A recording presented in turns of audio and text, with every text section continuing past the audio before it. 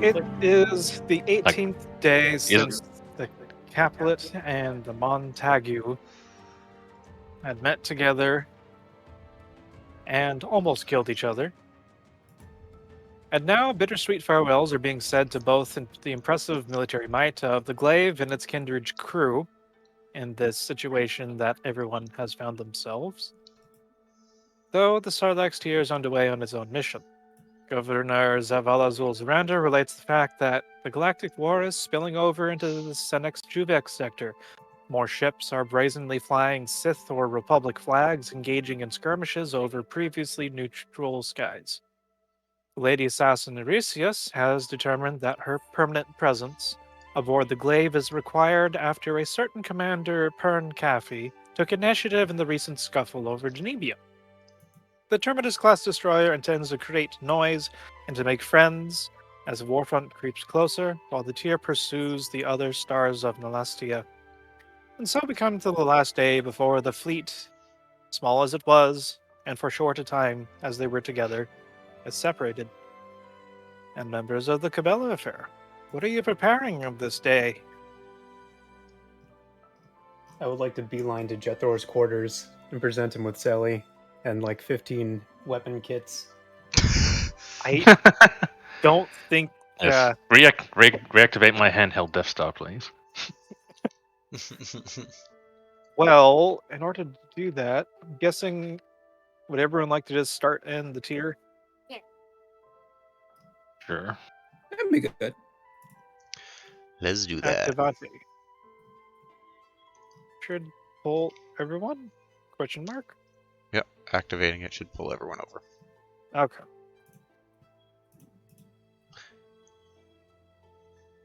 I need to find in my notes where Sally's repair guide is. Oh shit. Why must you do this to me? You changed some of the NPCs. This one's unusually good looking. Which one? It's got the glasses up on the pilot's deck. That is Ensign Mariali Vikfir, who made it through Gree's punishing electronic warfare and communications battery. I just that is an It was a unreasonably good looking. It was a simple assignment. Isn't that Avalet like right above her? No, No. How do Hamlet you has. blow up? Like diagonally to the left up. That's How does- Cavalli. That's Favali? the green one. No, I think No, this one. here. No, that's not Avalanche. Just zoom Avalanche in. got Hera. blooded hair. That Yeah. is Kira Uthena. I thought that was a token for. Wait, no, Man. never mind. I'm a fool. Avalet was the chick from Game of Thrones. Our bridge is a thirst trap. Goodness. Yeah, Look at that the poor guy. pilot. Look at him. Yes, Those look fucking forward all cheekbones. day. God damn. Hands on the controls, pilot. Oh, Getting Thane vibes. That's just playing constantly. granted. Why is that guy on top of? Granted, there's probably security or someone posted right outside. Anyways, why is the armor gone on that person? That is not good. Hey, Oh, that's why. my room has 2 women in it. Wait, where? What? Hold on. That's not. God damn it, Nox. No. We're Bad. derailing this story before it even starts. Bonk. Yep. With all Datsun the doesn't need to be here for the horny jail. Don't send them to the horny jail. That's where all the horny people are. Okay.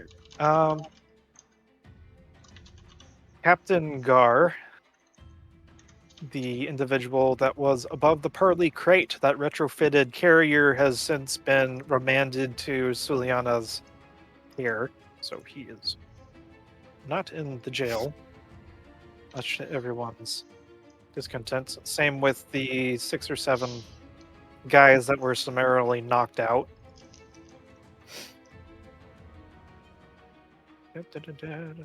Did we happen to get the information we needed from those guys, or we still? Because I know there's something to do with the ghost ship and all that jazz. The plot ship. Mhm. The plot ship.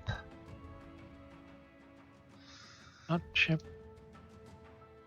I do believe the wait, no. Master list for upgrades is somewhere in here, I swear.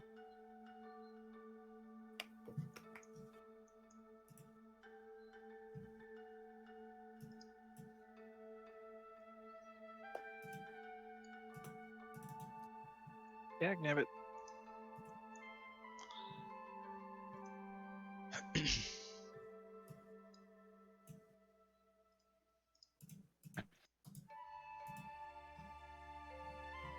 Oh no.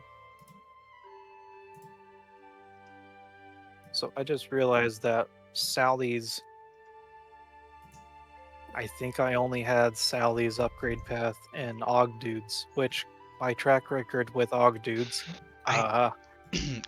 Is bafflingly poor. I don't understand how. I honestly, I have no idea how. yeah. I mean, I think it's in our Discord messages because you sent it to me. We can Yeah, just no, compare the one point. values. Well, how about Nox? You find it. I'm on my way already.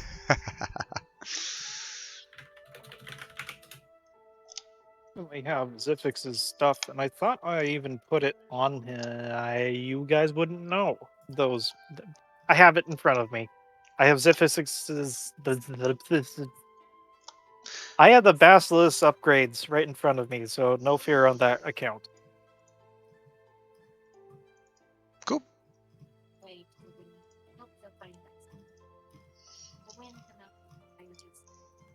Who wants to go shopping?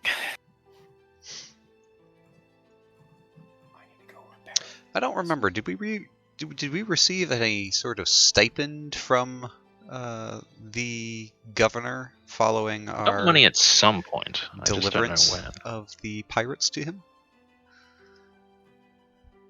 Actually, let me check my notes. I'll probably mention something somewhere.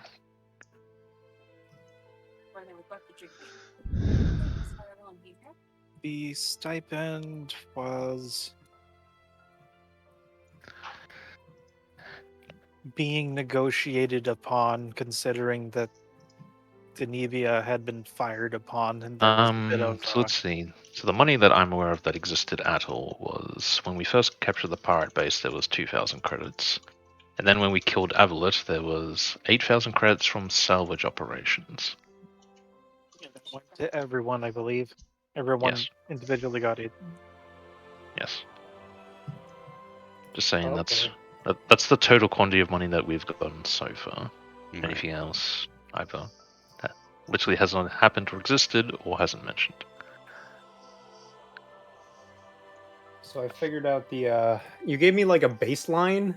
You didn't give me a specific upgrade path. I think I was just asking every time I wanted to, repair it. Mhm. You tell me what I could bump up. So we bumped up a lot of its movability.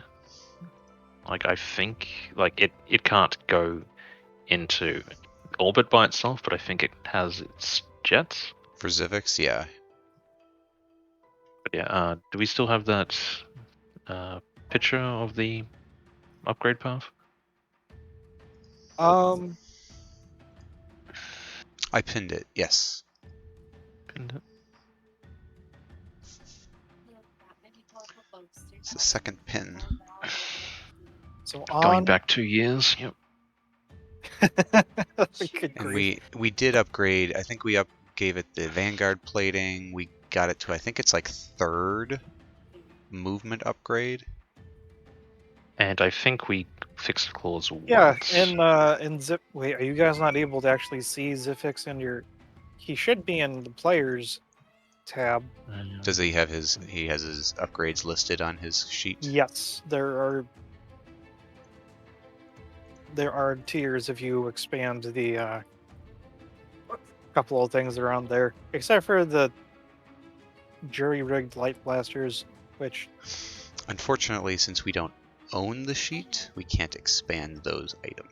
we we can see the sheet. Interestingly, I yeah. think you said that once it was fully repaired, it would gain the cumbersome back.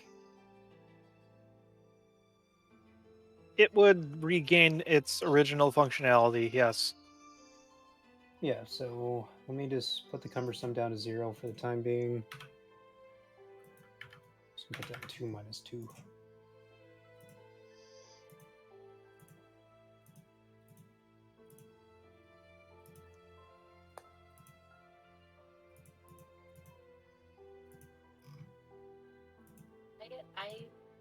I'm gonna keep my weapons because we will advance anyway. But I'm gonna yes. Nothing.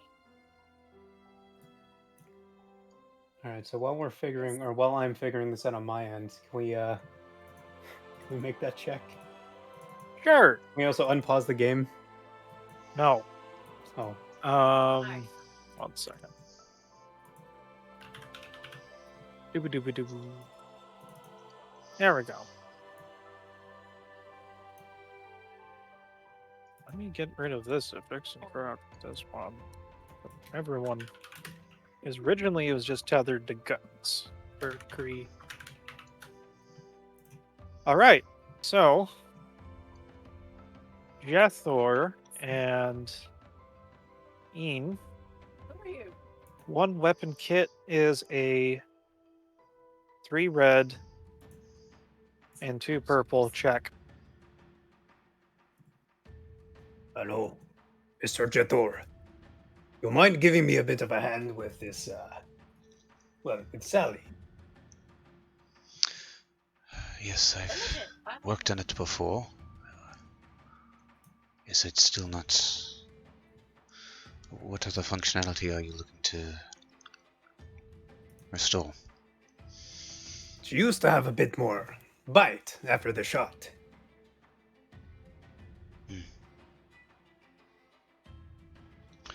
Well, I can certainly take a look at it. Perhaps tweak with the gas release valves and detonation chambers. Perhaps we can reinforce them to give that contain more of the weapons propensity. Blanking on the word. Potency. Propulsion. Ah, yes, that. So, come, let's go to the workshop. Thank you. Also, I lied. So the 2 things of vicious and medium to long range would be the last upgrade. So I don't know which Zerg wants to give first.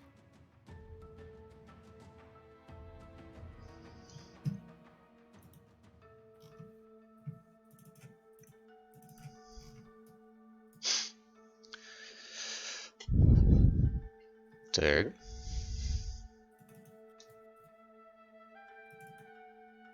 Oh, sorry. I went to. Oh God, hitting Alt shows everything. I went push to talk. Oh God, that's all wrong. Anyways, let's see how the 3 red 2 purple goes and see where Okay. Yeah, higher successes means which more interesting thing gets prepared. Sure. Yeah, Jethro will have taken, he'll head over to the workshop. He'll have messaged Leaps. Leaps will come and bring his tools to assist as well. So that will add. So if I look here, that should add a success and an advantage to the roll. He's on civics at the moment. Okay. Why civics? So let's click that. So you said 3 red, 2 purple? Yes. Okay, and I get a success and an advantage, and a second advantage from my Hydro Spanner. And yeah, let's do that roll. Oh my goodness, look at all those double failures. What the fuck? Who's in this time? Sorry, my boy. Goodness. Sally explodes my hands, killing us all. That would be unfortunate, but no. Look at all those failures. That's so silly. Yeah, I'd have to convert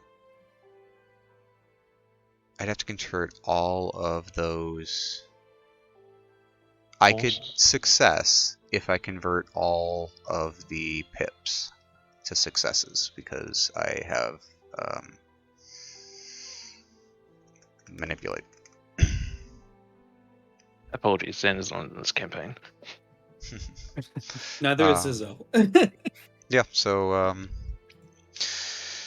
Jethor will begin working on this. He'll run into a snag, and he'll, he's kind of molding the metal with his hands, and he starts hitting a snag, and you see his forehead furrowing a little bit, and there's an air of frustration about him as he's working on this. It doesn't seem to be manipulating quite as he wants it. It seems like something in the weapon itself is fighting back against him in what he's doing, but eventually he pushes through. So I'll spend the force strain to convert those pips, and that will. So I guess Definitely. the way. There is definitely a tinge, if not presence, of dark side, of blood and murder and fire on this weapon. So Yeah, so Jethor being the kind of exposed nerve of the force that he is, it kind of causes this to. That's kind of he's feeling that frustration, that violence within the weapon, and it comes out as a frustration. But yeah, if I spend all 4 pips, that will be a 1 success, 4 advantage, 1 triumph. And if you're doing that, write that down. So I guess the way this looks is you get to work and the metal starts bending, and then the rifle starts bending, and then Ian goes, "Oh, okay, you tried your best. Thank you very much." And he tries to take it back, but then You see Jethor You just stick a strain a little hand bit out harder. and like body you back. No, let me do my work.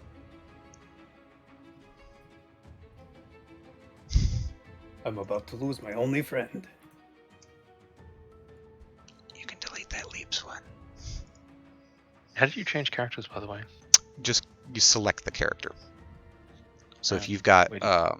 another character that you control selected, that's how it will show what goes in the chat. That's who's talking. But yeah, so I was actually only talking to Zipix, so how do I choose Gree? Just click Gree. Click your Gree Just act token. as Gree? Yeah, just click, I click click. Gree's token. Oh, okay.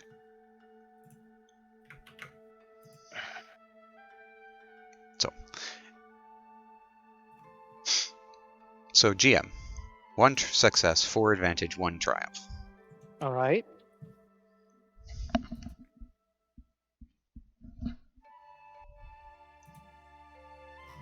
So, good news is, what vicious was it at? Was that 2-2? Boom, yeah. By Well, scrolling up, yep. the good news is that you're able to repair 2 of the vicious quality. So it is now, Sally is back to vicious quality 4. Well, that's what the triumph. That's what the Congratulations, advantage. it's a war crime. Yeah, with the success and the advantage, that's definitely able to happen. With the triumph,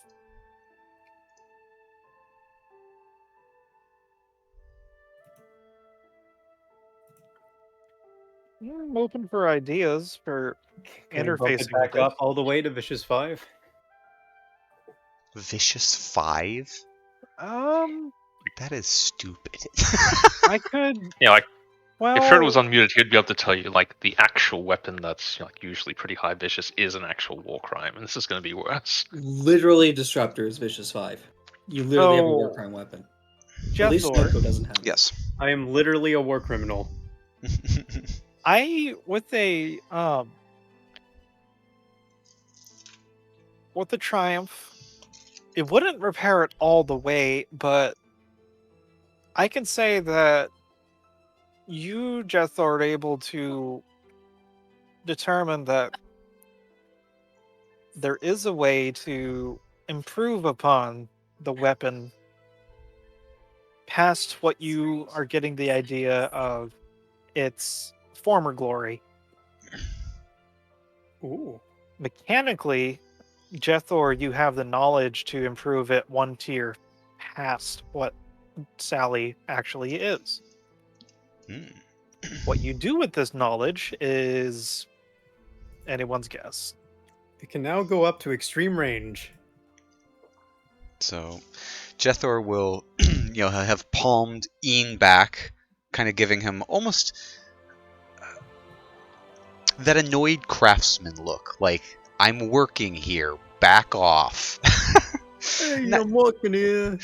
And then he goes back and he, eventually gets the metal to form as he wants to, and you see, it solidifies and strengthens around the blast chambers. The valves are reinforced in that regard, and he'll kind of pick it up, and as he's holding it, he's almost this premonition, and he can see almost a shape of what it could be.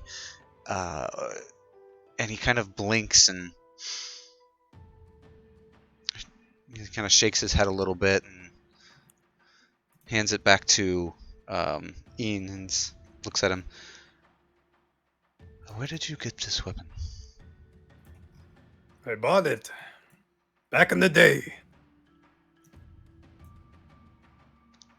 Interesting.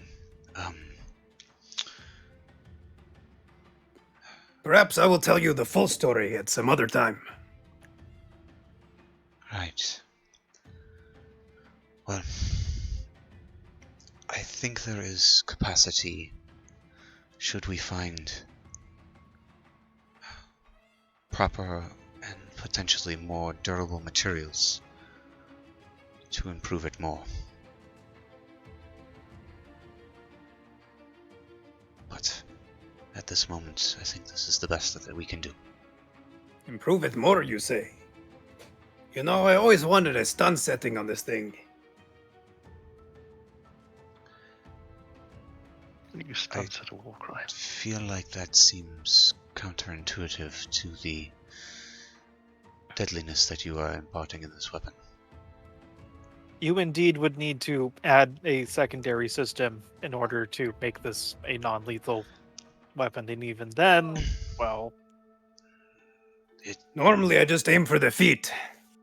If I want to take someone in alive. If my understanding of the mechanics of this weapon are correct, you would be vaporizing that person's foot. Semantics. Do take care with this weapon. I've been taking care of this weapon for 30 years. Wait, how old am I, canonically? I believe you're As you old know. as I'm balls. on the verge Wampa. of death. Wampa. Wampa. Since time began. Well, as we established in the last session, Wampa has... Yeah, I'm 50, and Tals usually live to about 50. I am more just worried that such a weapon, if fallen into the wrong hands, could wreak untold destruction. Well, fortunately, that is not the concern. I don't ever intend to let Sally fall into any hands but mine. And yours, sometimes. Well, it may be prudent to put some sort of gene lock on it so that that can be assured. Who needs a gene lock when you have old Sally? And he taps the droid brain on the underbarrel.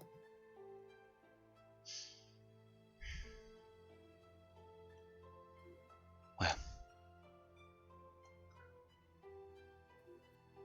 droids are dependable creatures. I would not disagree with that, but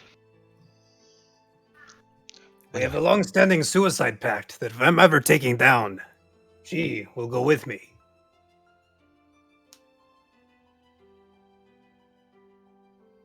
it is good that you have such a rapport with her.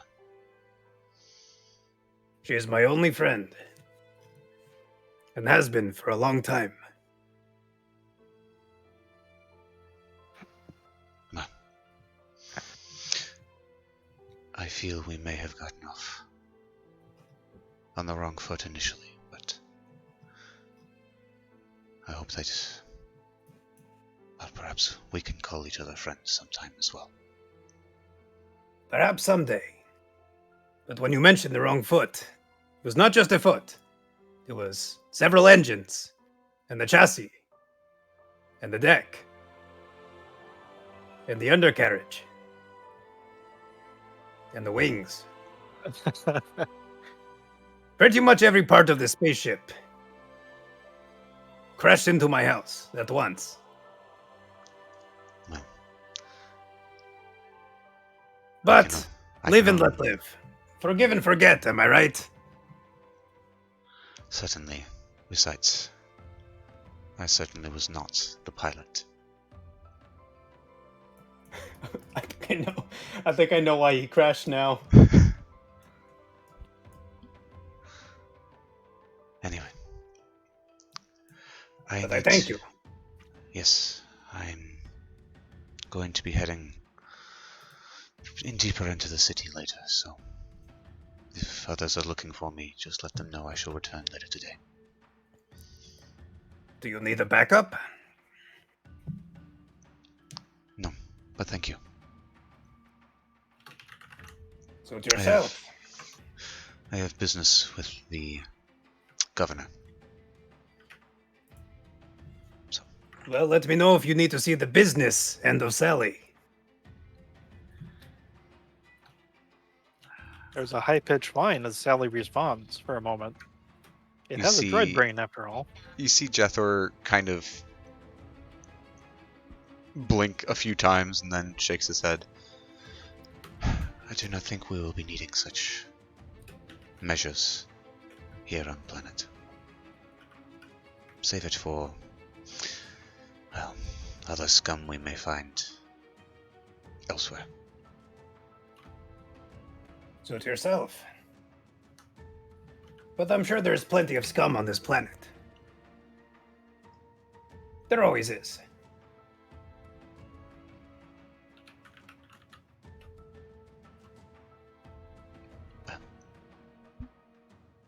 Good day, Ian. Good day. Jetor.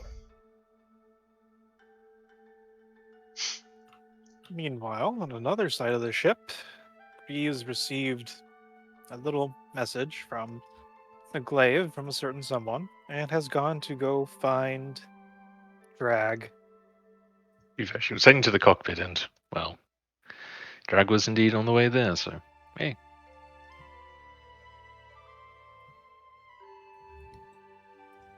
Oh. You looking for Sorry, someone? is this a bad time? Yeah, it's as good as time as any. Something.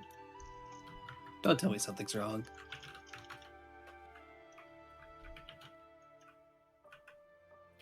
Thankfully, no, this is just simply communicating that we've received. No, from who? Lady Session. Yeah, you know, she's been pretty quiet lately. She seems different. What does she have to say?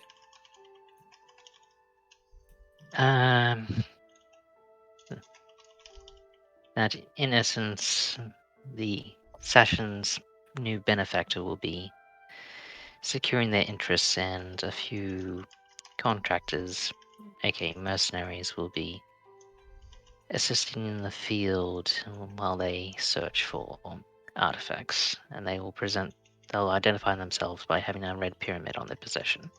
You are to be advised of this.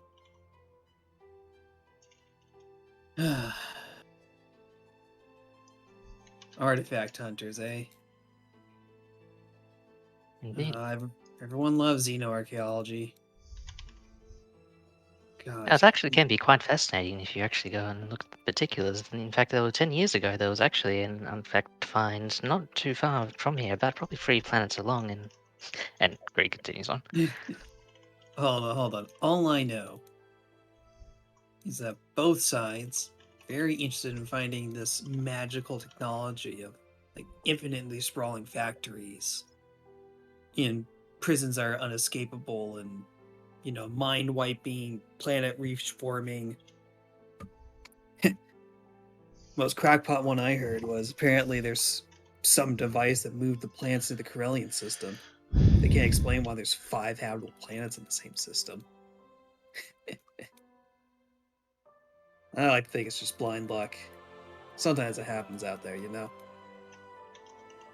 Oh, yes, Yeah. that is true. The statistical probability of finding 5 habitable planets within the same solar system are technically within the range of 11 million to 1. How many stars are there? And there's more than a million stars. I'm sure it'll be fine. That's how math works, right?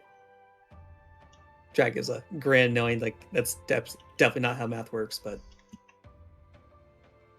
The thing is, Greek could probably tell that with her vigilance. I don't Like- think there's any issue with that. Yeah, about the same, but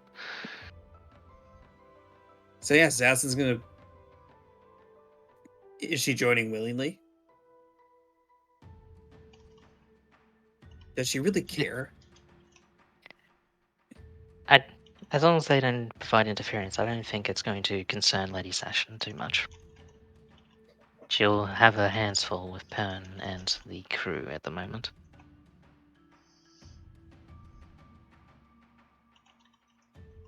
Speaking of Pern, didn't I overhear something that you two went to the same school? Yes, that's correct. I was on the analytical track and he was on the leadership track, as it were. But there were some classes that we shared. Leadership track? Guild commanders, leaders of squads, that sort of thing They let him on pass? the field. Well, he succeeded certainly in some way, and it's not exactly something you can cheat in that academy. Press X to doubt. You're telling Well- me that in a nation full of lying, conniving people, that they don't cheat at this academy? I'm saying that for most people, they wouldn't be able to succeed in cheating, and I do not count Pern as one of them. Huh. Now, if they were on the analyst track, I would be more likely to believe that. I know there were a few in my class, for example. Whether they knew that I knew is a different story. Did you cheat?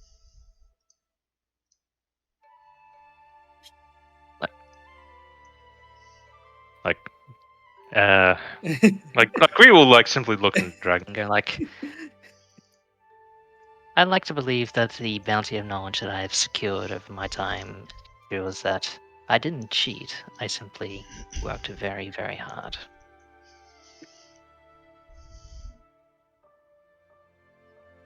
I know what that means. Which is good. No sense starting at a fair fight. Or this is what my commander used to tell me. Well, I don't plan to bring a gun to a turbo laser fight. So these people with the red triangles on their triangles on their sleeves. So they're just gonna chill here and they're not gonna leave? They're gonna not here like the ship, but they're just gonna stay in the sector doing artifact hunting. That seems to be the case, They're- yes. They are coming to the ship. And out of character, I did say I was going to check the inbox on the way, so Yes. yeah, I'm like, for the sake of flavor, let's say that she agrees opening it now. It's like, Just one moment, communicators just come through. agree will Oh, they're read here that. already? Let's find out. GM, are they here already? Not yet. Well, I have to ask for the record, have you tapped into the cameras around where the tier is burst? Just assume yes. It's safer for everyone. They are indeed they're being waved in by security, and they are now approaching the loading ramp.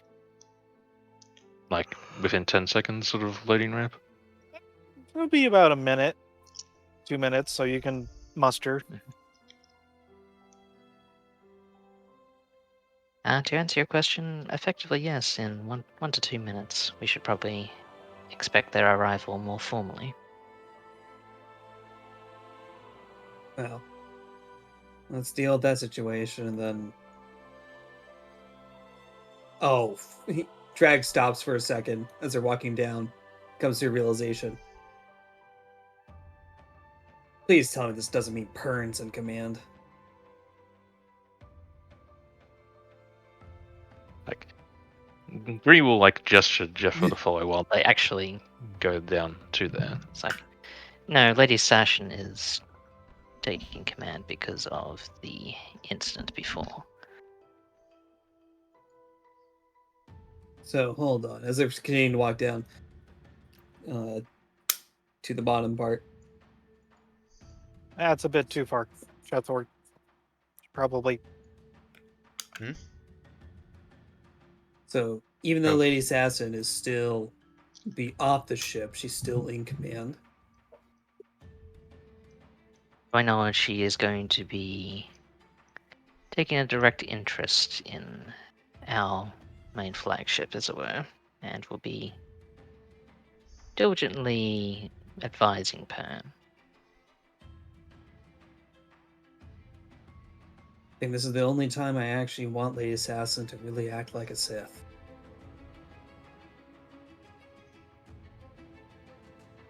Well, it depends on how you see the concept of Sith advisement.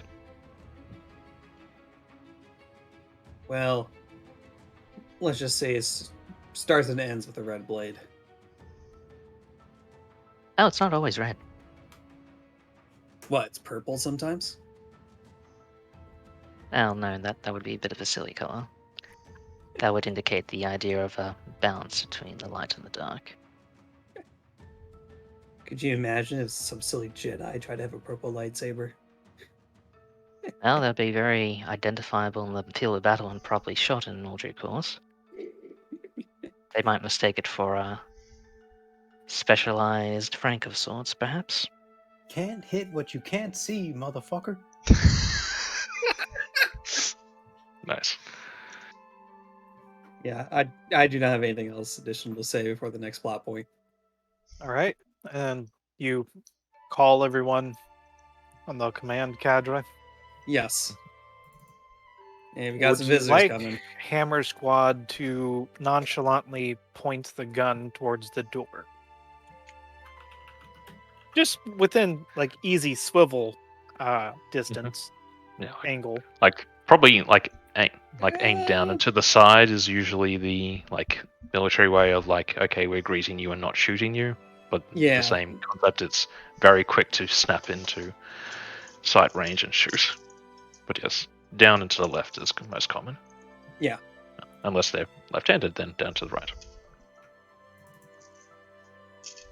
Okay. And Zifix is just going to be chilling.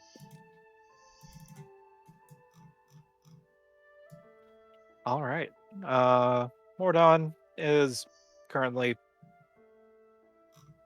minding daggers, just giving him some appreciation, and consoling the fact that Assassin isn't around right now.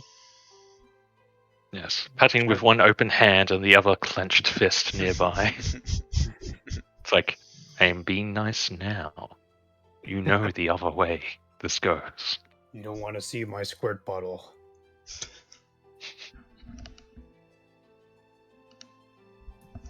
And approaching you, there are 4 silhouettes, 4 humanoids.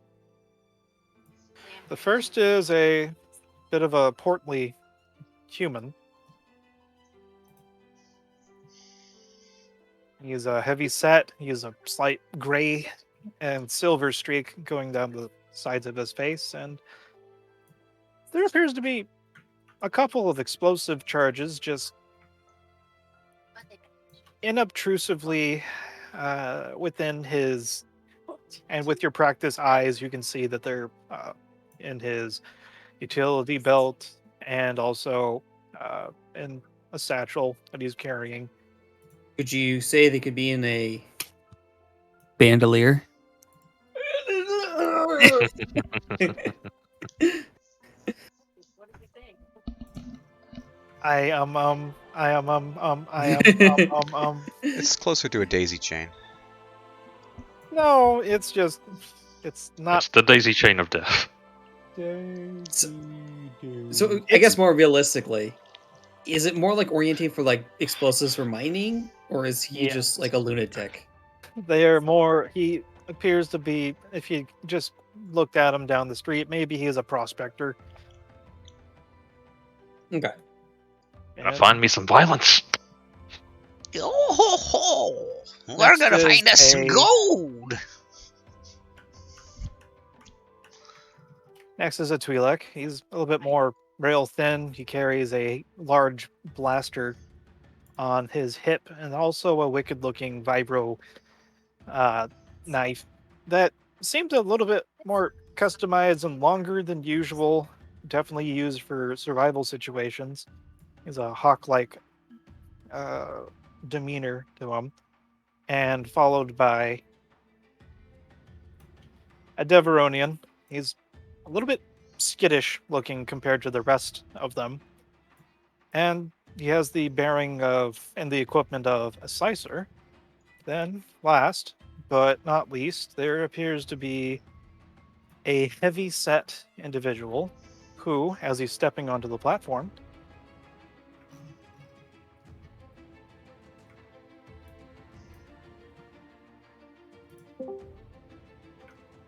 it's a Clatuinian.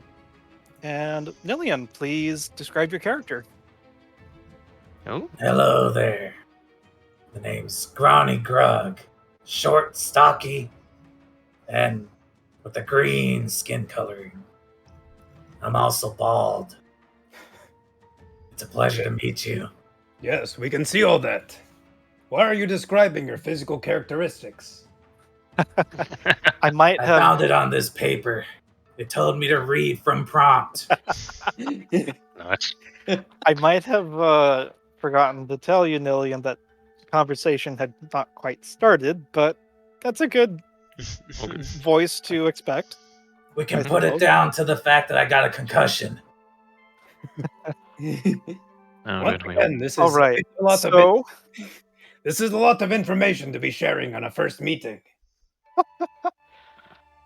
My bad. the human is striding forward, and he looks to his fellows, and then also to the white gentleman. He squints and then Racist.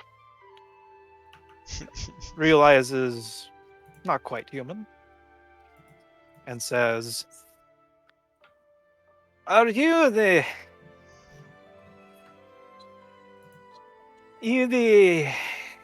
I don't know what to. Where's the mousy, young-looking gal that's actually in charge of this ship?"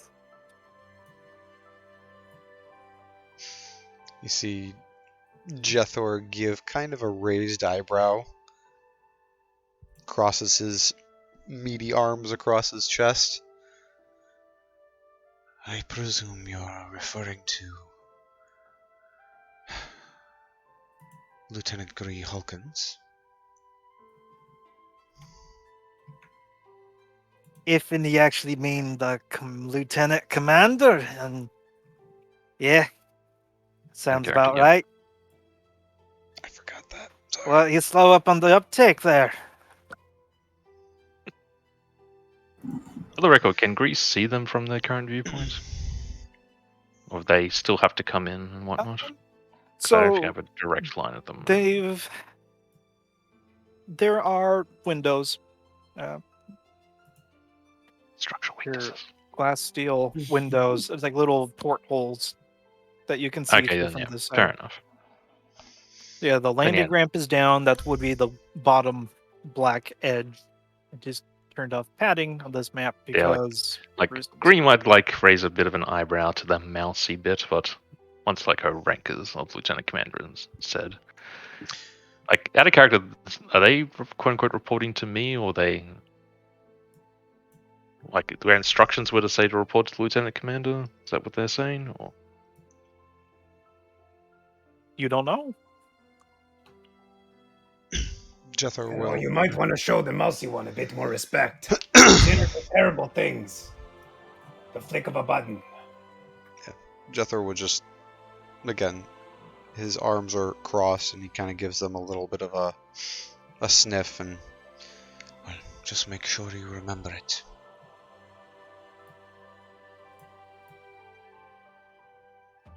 And he'll kind of step to the side and look back to Gree. Green will like await their arrival to actually come into quote unquote proper view, and go like, I believe I heard my name mentioned. I'm Lieutenant Commander Gree Hawkins. Aye, right. Well, and he's going to pat down on his vest, and he is looking like he's about to pull something out of it. And then he's just looking at you. He's like slow, not his first rodeo as far as the professional realm of not moving too quickly. And he pulls out a card. It's black with a red triangle on it.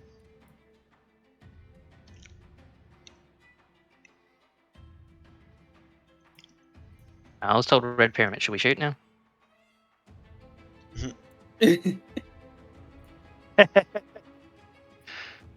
Yeah. joking aside, so they identify themselves correctly, or Yep. Yep, You look okay. at it, it actually resembles a particular symbol in the Sith hierarchy. Would you be willing to tell me what that symbol is? No. You know, for the hell of it, you have a 1 purple difficulty, just to try and recall offhand. Everyone else, if you'd like to try and, well, look, and it's either from a distance or it's the fact that you're not from the Sith realm of influence. Let's say 3 purple. And that's knowledge, education. Let's go with.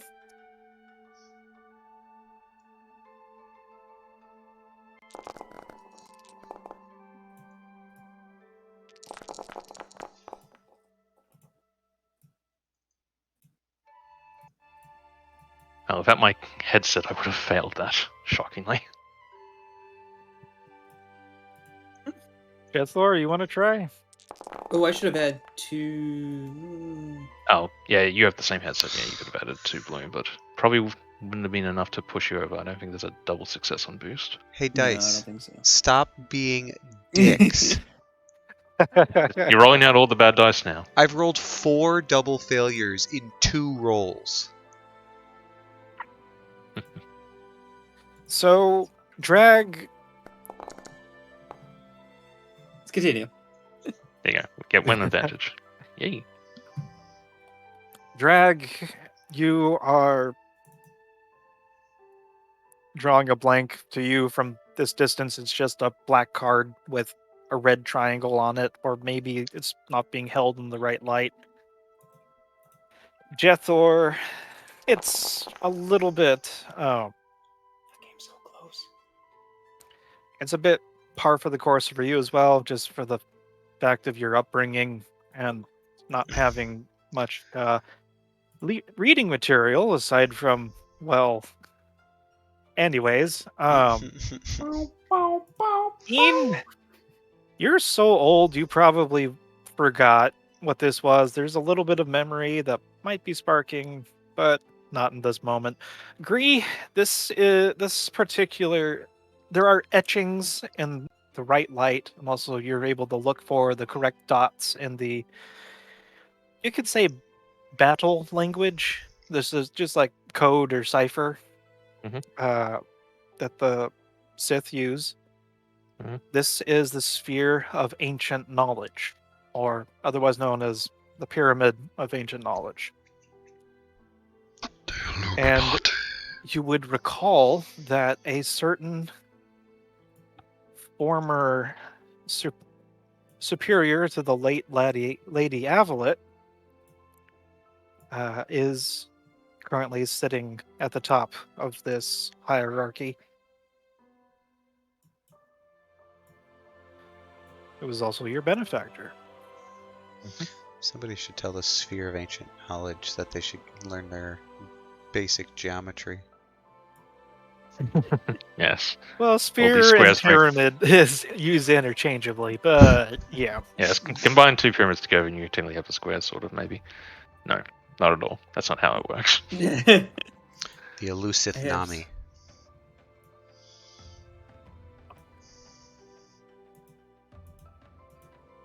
I didn't read the lore, I'm just using it. Well, maybe this is why the Sith Empire fell. Is they couldn't differentiate a pyramid from sphere. Anything worthwhile I can put the advantage towards?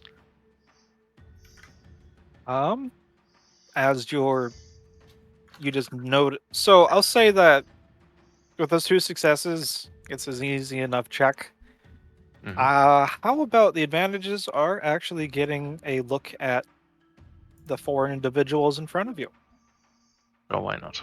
Let's play it off like that. So, Gree will look at the cards and give it a quick examination and simply be satisfied with it.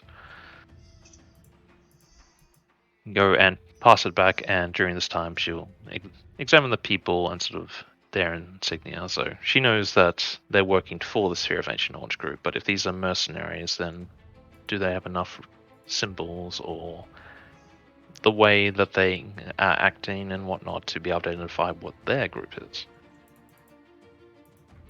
Oh, they definitely are mercenaries. They have Yep. swagger in their step, and the one in the back, despite the fact that he's carrying a very, very large gun with a backpack mounted battery and belt feed, he's been in a little bit of a tussle. He's nursing a bit of a, well, that's for him to say, but he's got a little shiner or 2 or 3 across his face. But the Deveronian and the Twi'lek could be opposite ends of the confidence scale. The Deveronian being just a bit skittish, definitely, after looking at everything. The other man seems to be sizing up drag.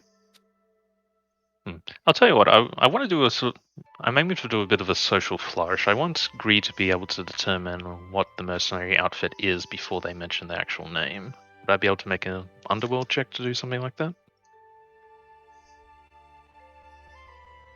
Sure. Yeah. See if I can roll. Can I roll those advantage into, like, say, 2 boosts for this check? Sure. Right, though, what's the difficulty? That's for you to determine. Well, in their business, it's gonna. Like, I admit I'm not working with a lot, so you have a good reason to up the difficulty as needed. Let's go with 2 red, 2 purple. They're a little bit obscure. Do you want any setback for the obscurity? I think you take them away anyways. Yes. Absolutely. Okay. Fair enough. 2 red, 2 purple. My headset will continue to help me. Surprising to get fret, but here we are.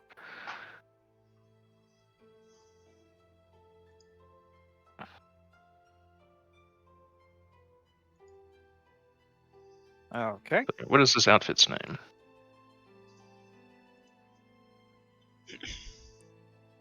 Okay, 5 successes and 2 threats. I stepped away for a moment. Why are you rolling Underworld? I wanted to identify the mercenary outfit before they say who they are. It's a bit of a social flourish. You can at least recognize that the man in front of you is a glorified prospector by the name of Puritz Bolor. You type that in?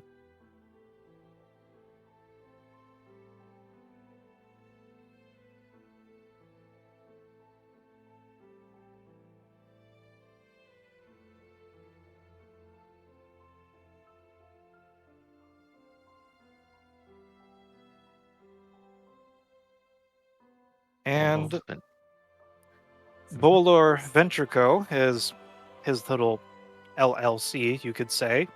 Mhm. And specifically, where some might call him an archaeologist, others would just say grave robber, tomb Mhm. raider.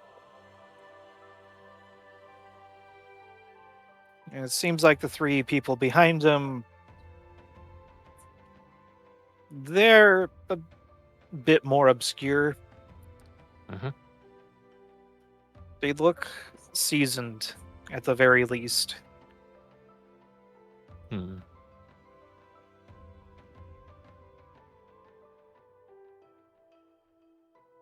Alright, well, you gonna let us aboard, or are we just gonna keep staring at each other? I'm happy to let you aboard. I just wasn't aware we were going to be contracting service with the Bolo Venture Co. He squints at you.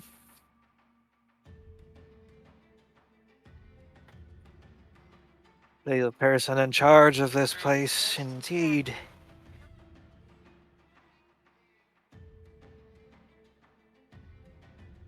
I handle the communications and intelligence side of things. At that Right. point, At that point, Gree will actually go and introduce Drag instead. It's like, for actual command of the ship at this particular time, you'll be talking to.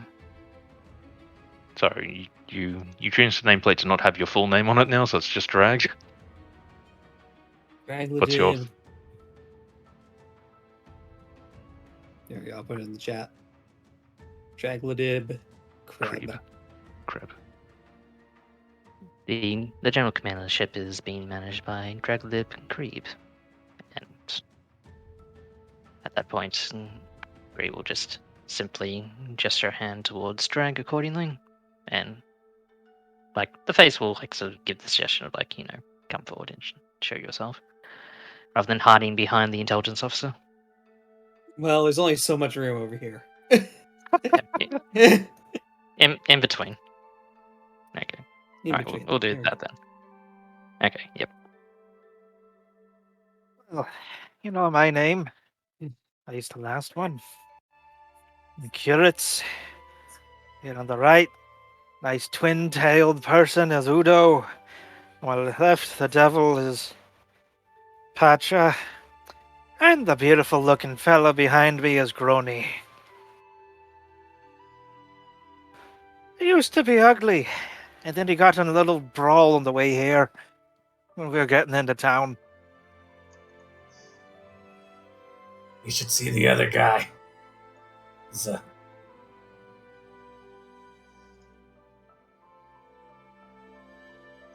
Indeed. It sounds like a conversation best had aboard. Please come on in. You have any beer? Out of character, we finished resupplying at Ian most place, yeah? definitely has beer. In fact, Willing to share is a different story.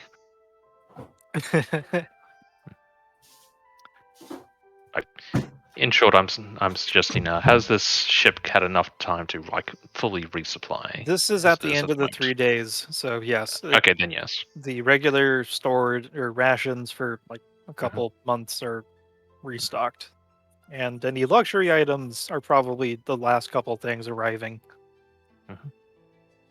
As a gesture of goodwill, I offer you some from my personal stash. He hands them little can of beer from his belt pouch. His refrigerated belt pouch. Holy crap! It's a towels.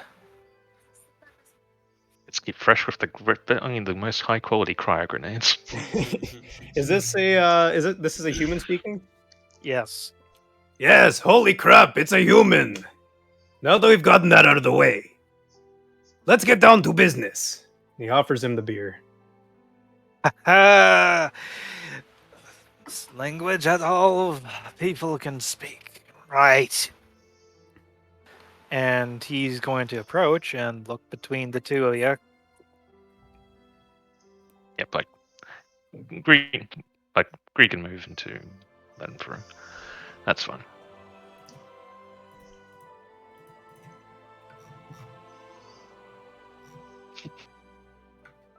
Yep, and Pacha.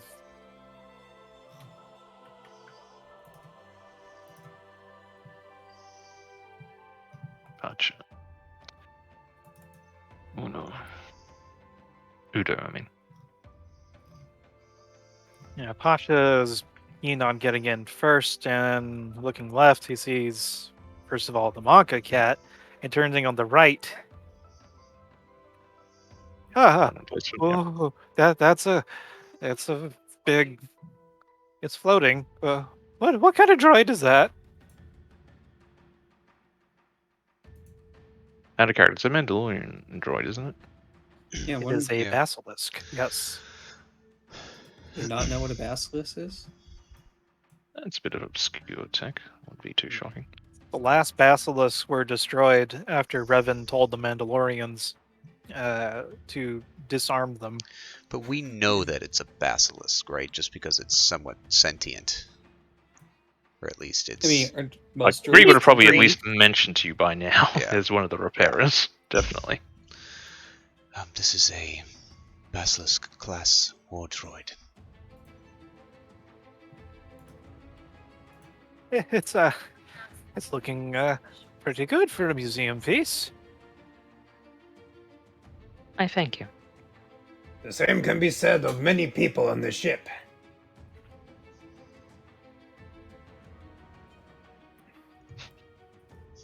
Out of character referring to yourself, I see. Yes. First and foremost, yes, but I'm sure there's also a couple of other old fucks on board. And it looks like you're expecting less than nice company, apparently. The Twi'lek, who of course needs a vaguely French-Russian accent. Because We believe it certainly pays to be prepared. And to be fair, you are one of the first set of good company that we've had aboard, so welcome.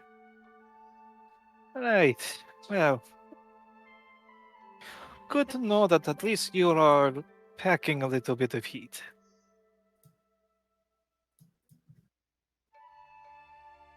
Grip Sally tightly. Like, Gree seems unfazed and will just simply take the snub.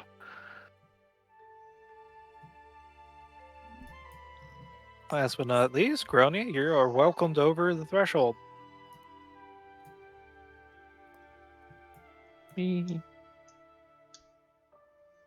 So, Drag, how tall are you again? Slouching? Haven't defined it, but since most people in the military are taller than me in real life, I don't know. How big's Pretty the sure Wookiee? Lasats Oh, are to be like fair, Wookiee like, height, your so character like can 7, be 8 feet short. tall. Nothing says your character was born to be in the military. That is true, but I need to know how tall a Wookiee is on average. 7 to 8 feet tall, usually. So yeah, let's go with like 6.5 feet.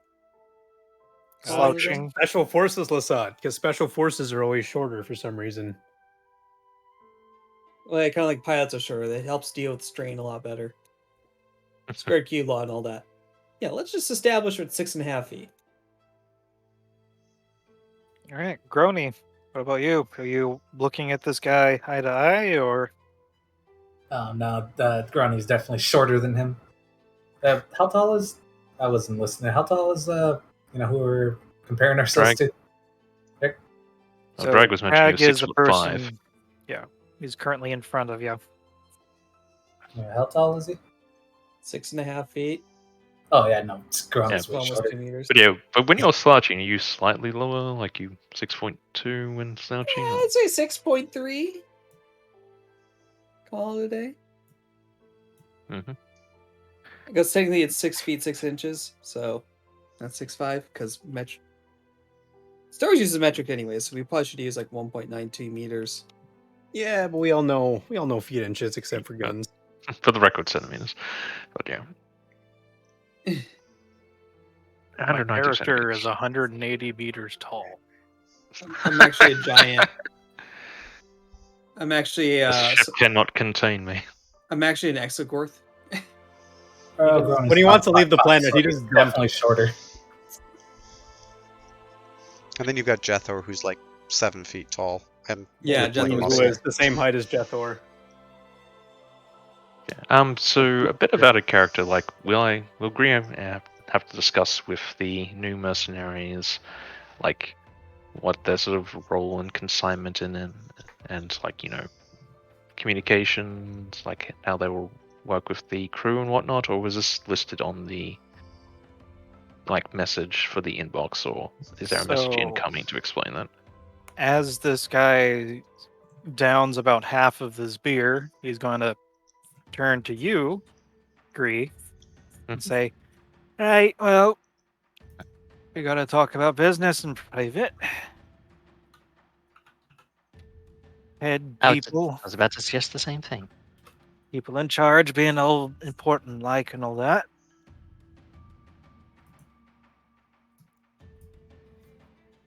Indeed. Out of character, I think room 19 is the conference room. Yes. Let's boot the Jedi Master out then, I guess. Val, get out of here. Oh. She does the peace sign, turns into a Force ghost. You're a bad Jedi. And yet, Did one she of pass the Force all this? the same. She actually was coming out as you guys are going in and is surprised. And Kiritz is looking, he's squinting, he's pursing his lips almost as if he's had something sour bite down on him.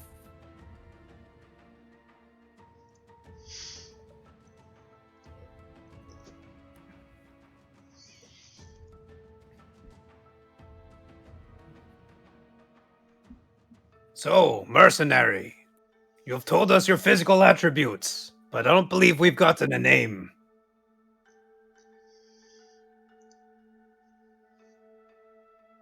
Million, I'm talking to you. Oh, sorry. The name is Grani. The name is Grani Grug. Pleasure to meet you. Likewise. So what variety of business are you conducting on this ship? I'm a mercenary. You Just here to are protect you. As you're are we. hired as protection. You have a very large gun and know how to use it. Thank you, voice in my head, for keeping me on track. I have a very big gun here. You point me at something, it'll die. Probably. That is more or less my modus operandi too. I can tell you and I are going to get along just fine then. How do No you reserve prefer your judgment. enemies? Barbecued or toasted? I prefer mine lightly disintegrated. My kind of man. Wow, wow, wow, wow. Feeling you. I've had several ex-wives, but never an ex-husband. Oh dear. Jeez. Mercy me. That's a different Marvin Gaye song. As they are interacting and introducing themselves, Jethor will slip past them and head off the ship, heading into Alright. the city. Remember what I said, Jethor. Need anything? Sally and I are here. Does the breakfast club fist? I'm Very too good. old to have seen that movie.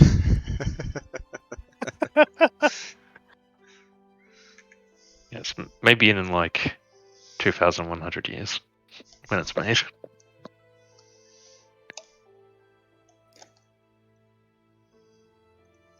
Okay, Jethor is going off the ship, and he's Governor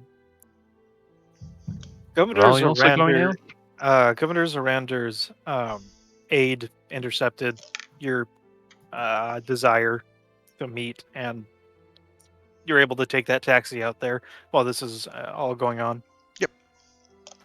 All right. How did he So, intercept my desire? who what? How did is he tapped into Gree's network? Yes, the DM. No one gets to tap into my The network. DM quest giver NPC knows everything. No, I thought you had sent that. I'm sorry. No, I didn't send it. The governor doesn't necessarily know I'm coming, but I'm going to assume he'll make time for me. Or This you'll is- get this- rebuffed by you're the going- secretary. yeah. This is Jethor. He's not big on protocol. You are, you're getting a taxi to go to town hall and then making it up as you go. Got it. Mhm. Mhm. Typical Jethor. Laugh track 5. Anyways, going back to the conference room. At least he told somebody where he's going. Right, what exactly are you here?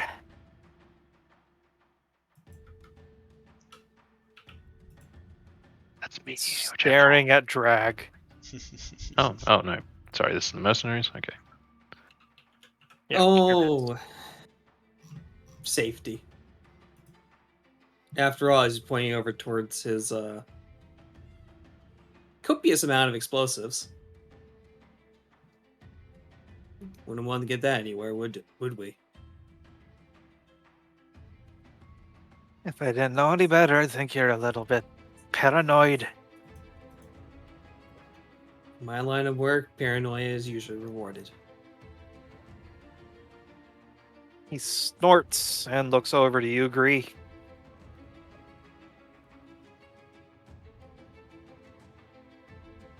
To be fair, it does pay to be properly paranoid in our line of work as well.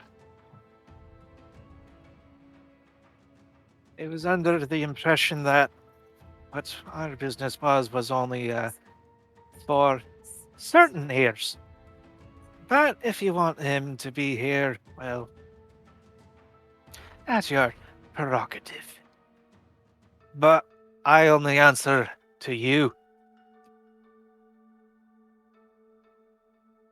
Bree raises a bit of an eyebrow at that. And it's like, To communicate and advise that you were coming and in general what you were doing, but didn't hash out the semantics, as it were. Well, you could say that. Our mutual benefactor wanted to make sure that you find those shiny things, if you get my drift. Indeed, I am picking up what you are putting down. Right. There's supposed to be 2. I'm under the impression that you already found one of them. out of character, wasn't there like 3 of them? Yeah, I thought there were 3 crystals. So, original story, there were 3 total. Mhm.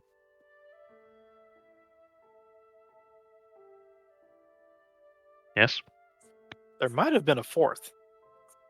also possible. It's been a while.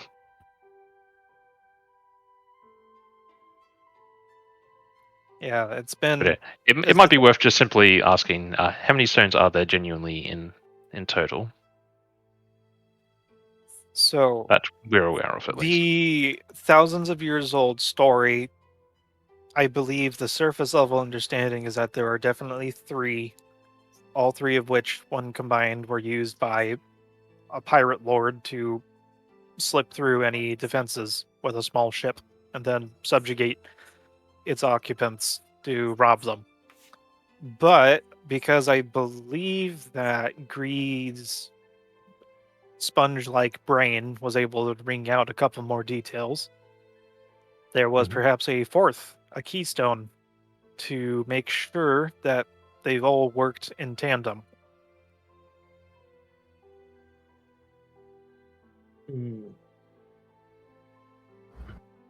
And with that information, the mercenary group is saying they're just here to help with 2? Or It appears to his understanding there's only 2 more. and how many do we have at the moment? 1, which is Dawn, Mhm. currently in Jethor's possession. Well, more specifically, lightsaber. Fair enough. Yes, the freestones and a final one to secure, as it were. That is correct. Come again. A final one. When all freestones are together, they don't just mesh together.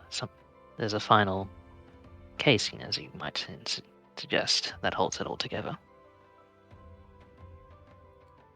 Well, you know something that those a crotchety old fart that's, well, got the pyramid up his ass knows a little bit, doesn't know a little bit about.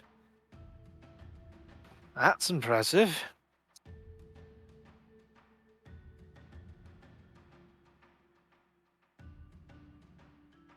Greedy will just like give a soft smile, like as if she's being complimented, but like yeah, she's more of like this is effectively standard for her. It's like she generally expects that she might know a thing or two that others don't.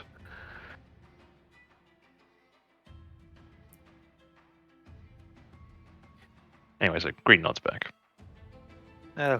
Anyways, you got any leads on the next one? Out of character, it's been a year again. Do we? Yeah, good grief. It feels like it's not been a year because I actually watched the recording last week, so sorry if I feel like I'm like, "Ah, you guys should know of it. No, Must be. My character but knows everything. yes. I know nothing. That's why I have a character that knows um, everything. Pavali actually had disappeared for a couple days and came back with little tidbits of info that there might be something worth checking out on Doreen, which in the galaxy map is an ocean planet. About 2 jumps away from Suliana to the west.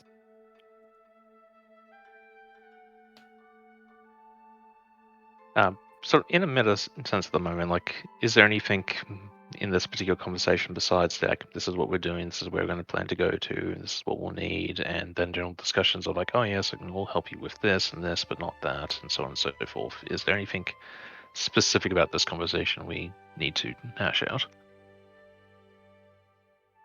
The only thing that would need to be hashed out would be the direction that you guys are going to be taking from Suliana. Curates would drop that maybe chatting up the quote unquote scavs group you actually know to be pirates. So back on Osmani might be a profitable venture. To get a little bit more info before charging in blindly. But aside from that, you just be setting ground rules. We go in first just to secure entrance, but the rest of it, most of it is going to be you guys securing the site. We're here to do legwork to find out where things go, or we're for the investigation part. We're not for the going into investigating potentially dangerous situations part. So basically, after the area is secured, they want first dibs into checking rooms, as it were? Yes.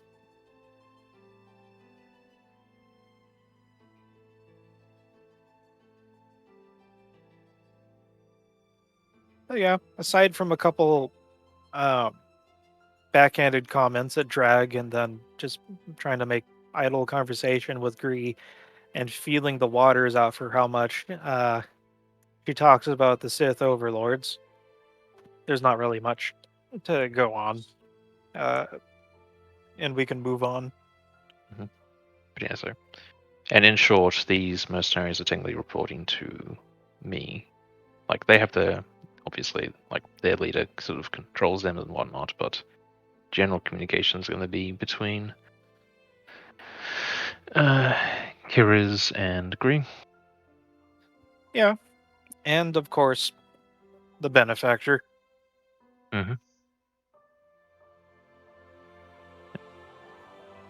Fair enough. Just you remember, Gree, your performance here is also a reflection on your Kagath honor. Good things come to it. And just as an aside, Sith would know that Kagath it's a term for assets owned by a Sith Lord or Lady that if another Sith Lord or Lady declares quote unquote war on them within the hierarchy, that is a person owned by them that is used in that internal conflict. So with that comment, he is saying that Private Assassin warband. owns you. Oh yeah, no, she already knew that. I really have to write more of that school stuff at some point. But yeah, I like, need to write more of yeah, this plot. yes, we both need to. Well, I definitely do, but yeah. Anyway, but yeah, like Gree, like literally, like gives a like polite nod, like so much so that it doesn't even seem to come across her features that the idea that that would be a snub or an insult. It's just like the literal part of like she works to serve a Sith Lord is so intrinsic that it never even is questioned.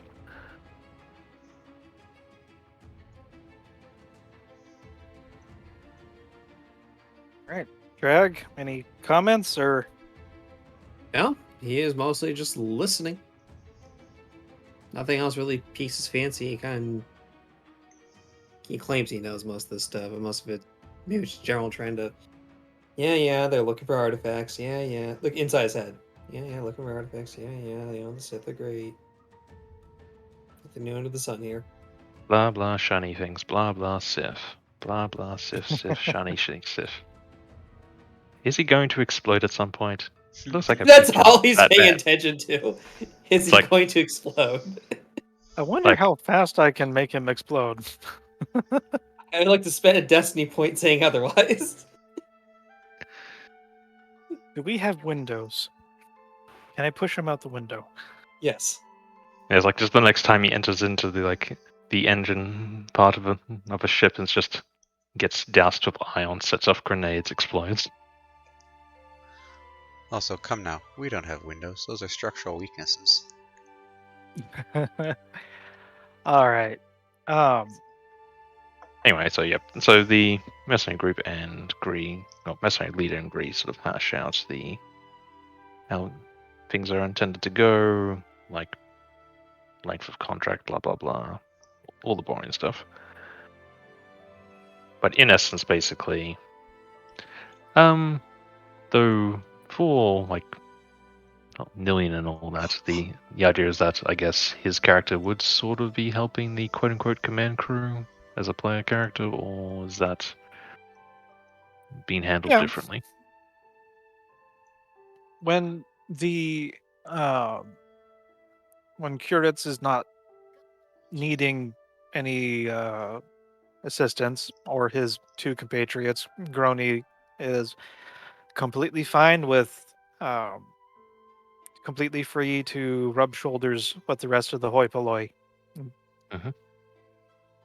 But yeah, the only reason I ask is that like the initial conversations to get the idea of like they weren't wishing to be anyone in danger, but the command squad will technically often be a spear point into danger, as it were.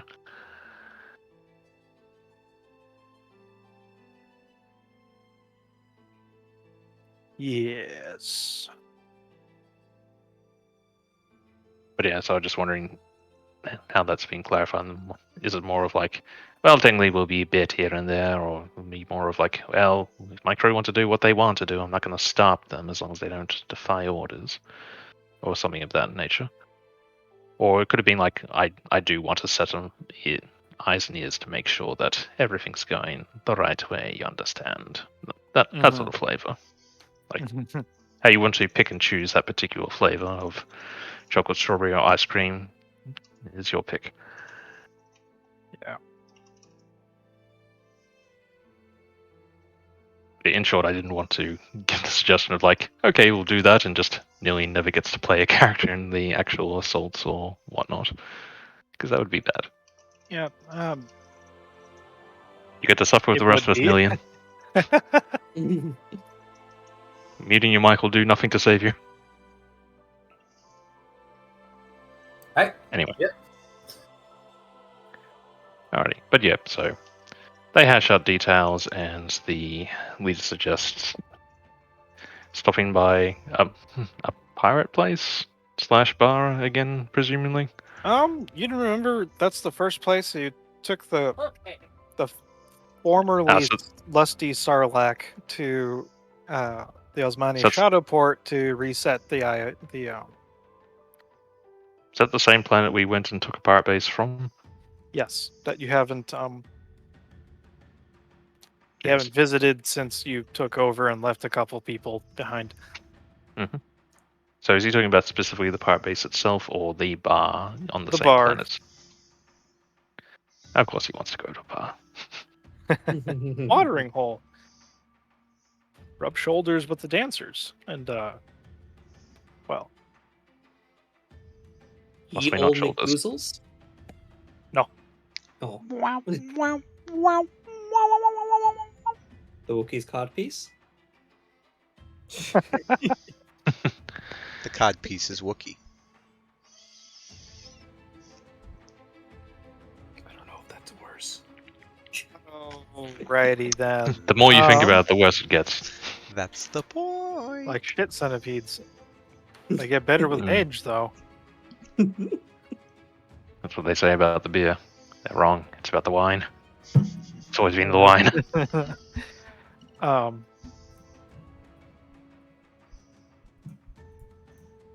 Right. By the way, Nillian, side text RP conversations with other people, totally Oh yeah, that's fairly common. encouraged. Yeah. All right, Jethor, you've been in stasis until we finally. Are you chatting up the taxi driver? Or are you just sitting there and cramped, and your neck is permanently in a kink afterwards?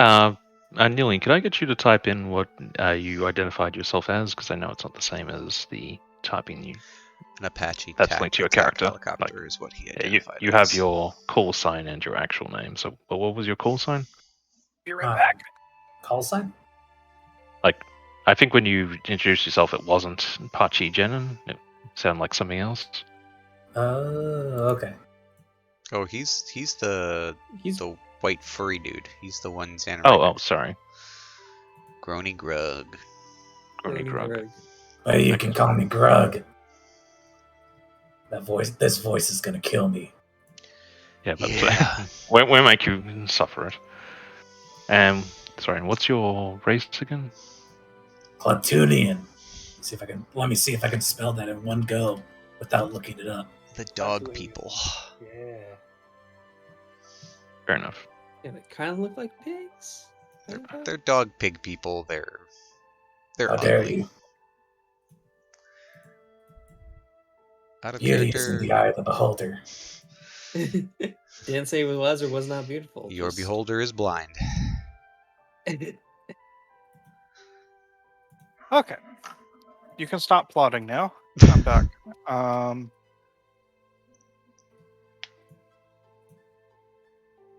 Jethor Going to Jethor is fairly quiet. If the taxi guy is talking to him, he will give maybe curt replies back. Nothing.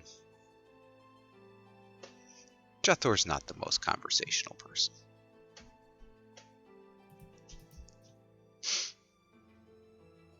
Okay, I do not have an actual town hall, so we're just gonna go to Suliana. Perfect. Yeah, theater of the mind.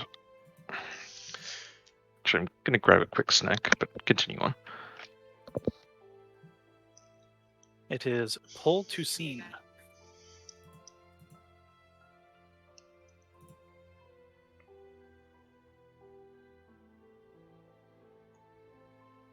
And just up by the ship, if you Mhm. can see. Yep. The absolutely horrifying looking mustachioed man. It's beautiful, isn't it? He's terrifying.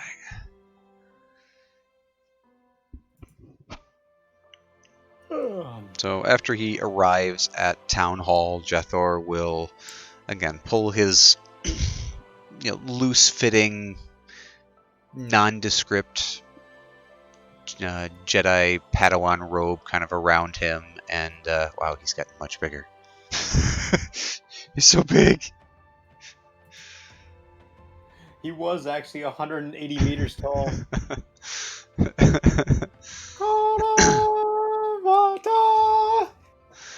Jethor will pull the cloak around him a little bit, definitely concealing. He's not carrying much with him. He has his lightsaber on his hip, and that's about it. It's he's in civvies, nothing threatening. He's not in armor of any sort.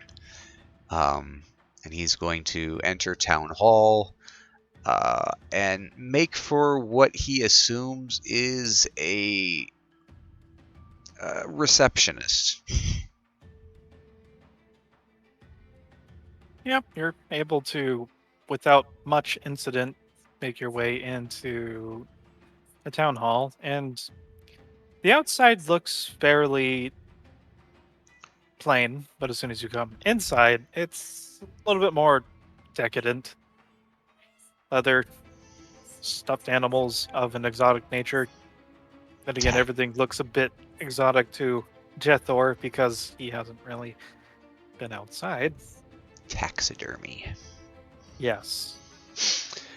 Jethor kind of Which- looks around and you see there's very much a look of perplexity and a little bit of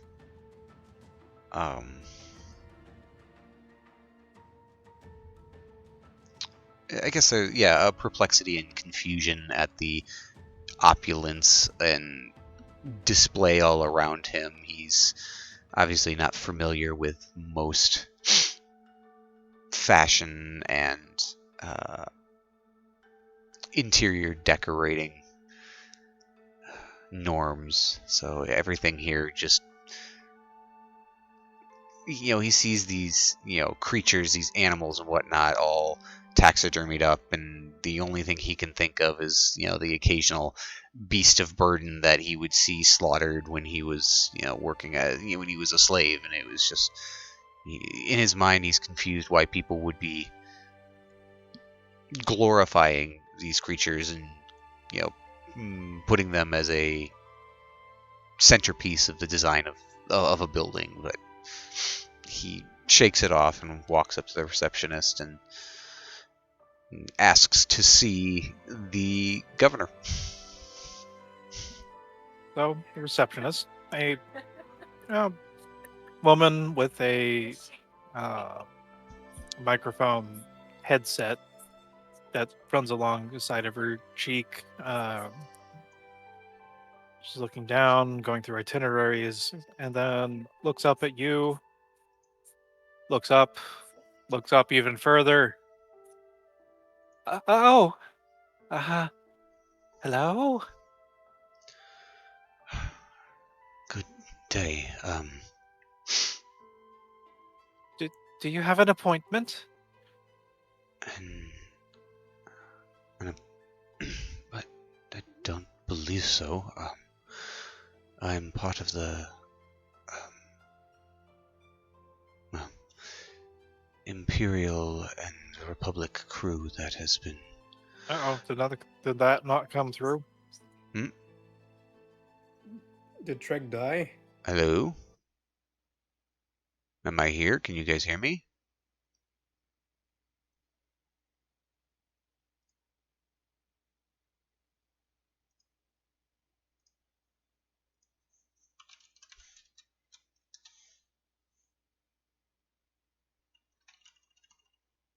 Hello?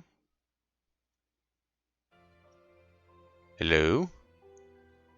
He's back. Oh, there we go. Weird. That was a weird little dip.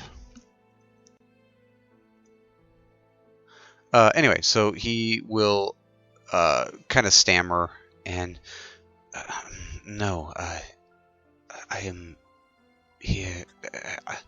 I've been working with the Imperial and Republic crew that has been assisting in the sector.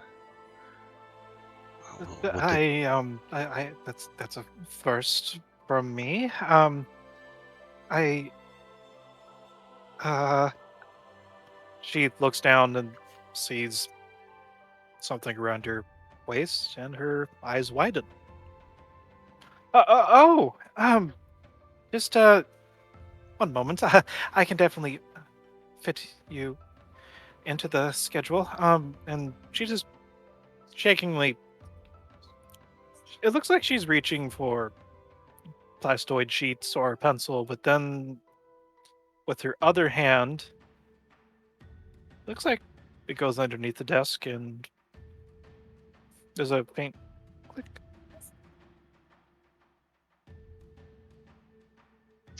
And after about 30 seconds, some very well armed people are coming around the corner from what you assume might be a guard post within the town hall, which would be a combination of both the left and the right, and as opposed to the guards you had seen accompany the governor before, these ones are much more well armed. Ready for war, one might say. Jethro kind of glances over at them and looks back at the reception. I assume you called them. Well, you see, sir, people coming in with It's clothes usually don't come with.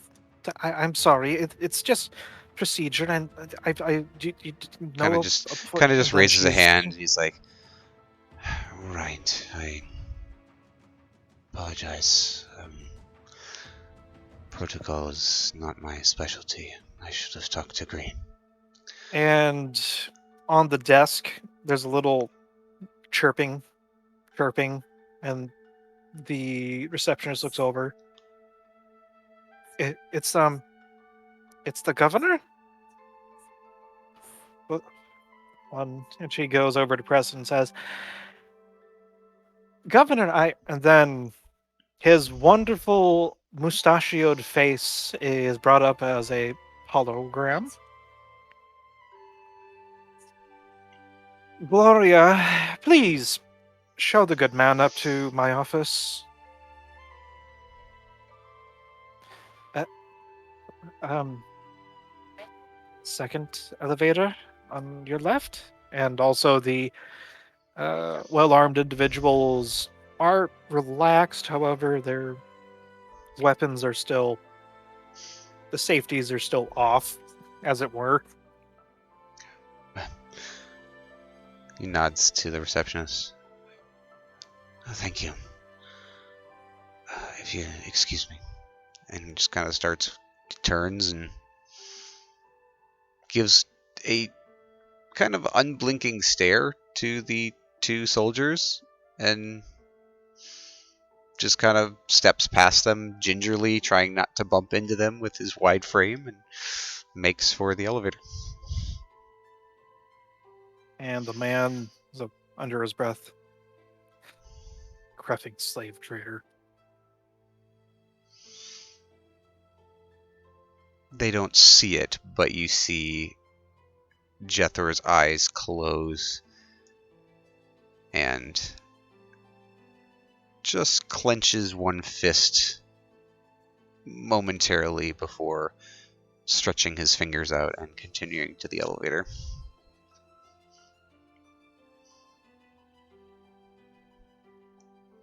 And it's a turbo lift that goes, it looks like, straight to the office.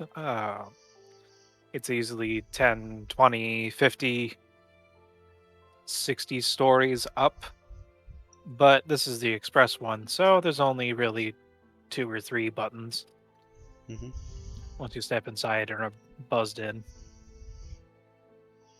Yeah, he'll head on up. I'm assuming the elevator will probably do the work for him. It opens, you're ushered in, and Governor Zorander is sitting behind his desk. His fingers are tented. There is a pair of chairs in front. He doesn't motion towards them, but he's waiting for you. Jethro lowers his head a little bit and steps forward. Kind of takes what looks to be the sturdier of the two chairs and takes a seat. Well, I'm sorry. I appreciate you taking me at such short notice. I suppose I should have thought of protocol, but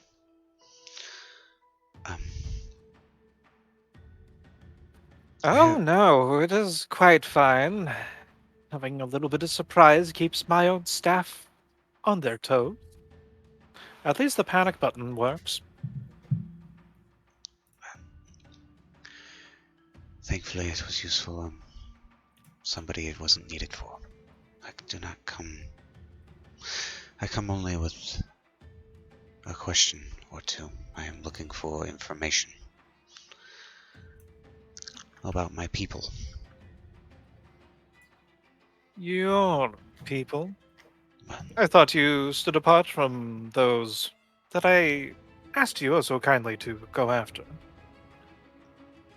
You are correct in that, though I still carry their face and their genes. But I am certain that the small outpost that we dealt with on Beto Bay is likely only a tertiary outlier, outpost of some sort. Do you have any other dealings with Ediscorp or Arcanian business or trade, I guess?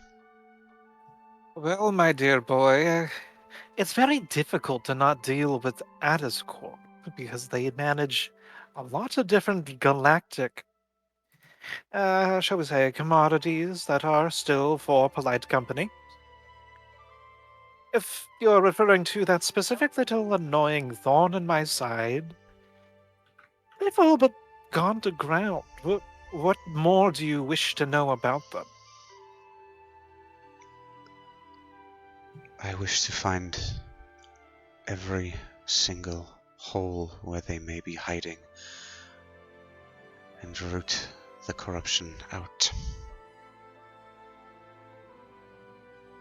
As he said this, you see him place kind of both arms on the arms of the chair and elbows on the chair and just crosses his arms, and there is a very hard expression on his face as he says this.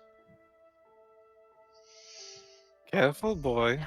That chair is more expensive than that little flashy lightsaber on your hip that you so brazenly display in my little neck of the woods. I'm sorry.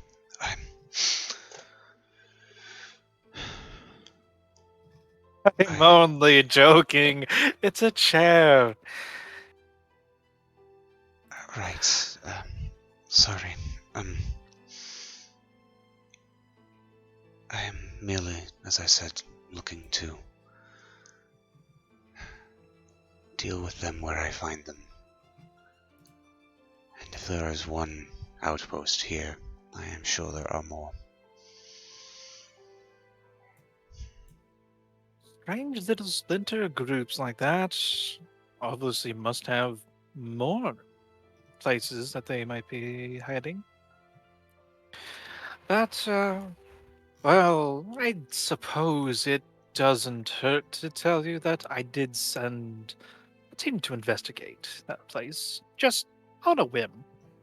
Even though I know that you and your people had stripped it bare, so you said in your little reports that were sanitized and sent to us.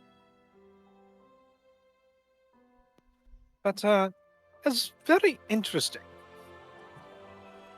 I know that there was a little bit of a husk left behind of the facility, but when my people got there, everything was gone.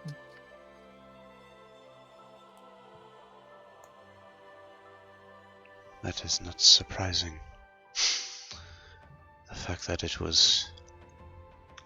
Well, the fact that they had left such a trail in the first place was... sloppy.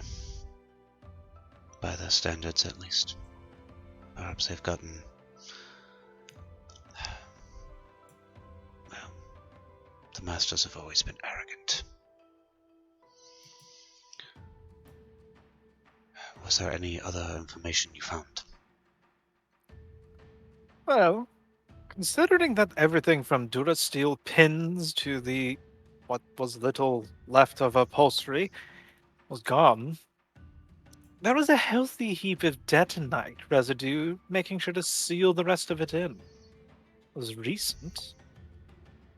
Although, I'm not sure if it means anything to you, but I did find something. Where did I? And he's actually gonna stand up, and he withdraws a key from his desk and goes over to the wall.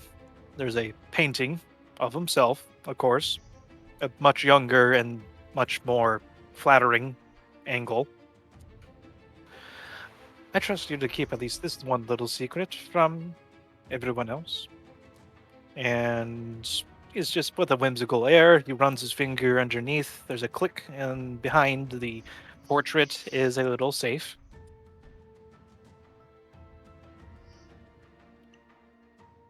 Yep, He does a couple. Jethor is just kind of watching quietly. Flair for the dramatic. He moves things around and uh, fingerprint there, button click on the keypad there, and opens up a gene vault. And I do say she is rather pretty, but there is this little, I suppose, poster. Maybe from one of the people that kept it hidden inside their lockers, or perhaps a message should anyone visit that place again. And he will unfurl a plastoid sheet and open up a very familiar picture. Jethor's jaw clenches as one hand cracks a part of the armrest of the chair. He takes a deep breath and stands up.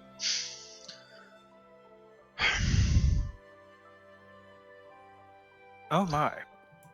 I am glad that is a very easy to replace chair. You might want to keep your strength in mind the next time you sit in furniture as a guest. He's only mildly annoyed. Kind of like reaches forward. May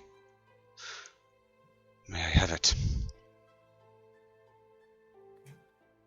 What is this choice little morsel to you? Just answer me that. Maybe humor me with a story, and I will.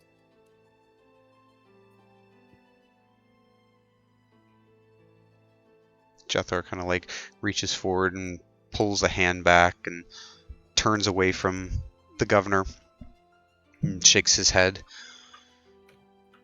She is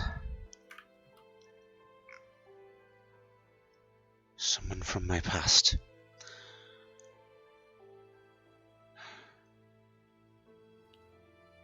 Who I owe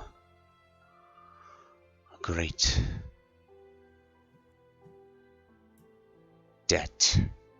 And there's a very much a steel to the way he says the word debt.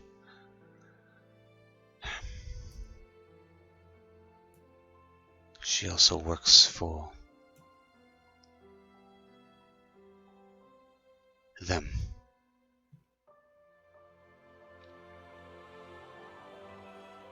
And I do wish to find her.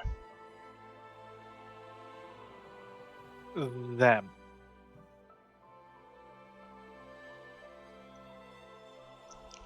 Black Harvest. The same people who were abducting your population. The same splinter sect that is likely operating across the entire galaxy in little hideaways, conducting foul experiments and dealing with pirate scum to bring in their targets, their experiments.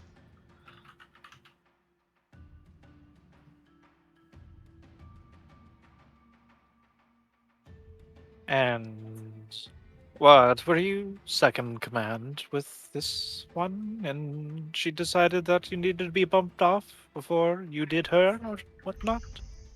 No. See him. Again, the fists clench tightly and he whirls back. No, I was one of their experiments. I was tortured day and night for their whim.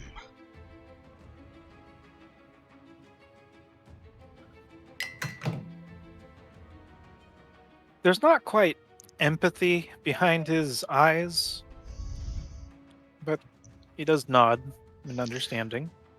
Then you see him step forward and point at the picture. I merely wish to repay them in kind.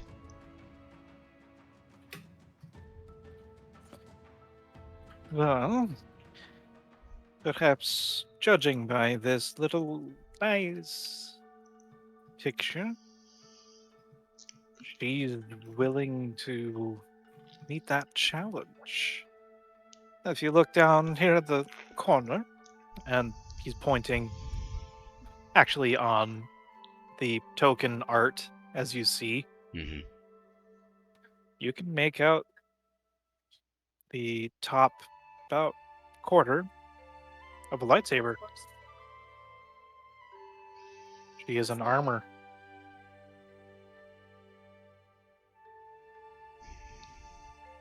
It seems that this photograph was taken rather recently.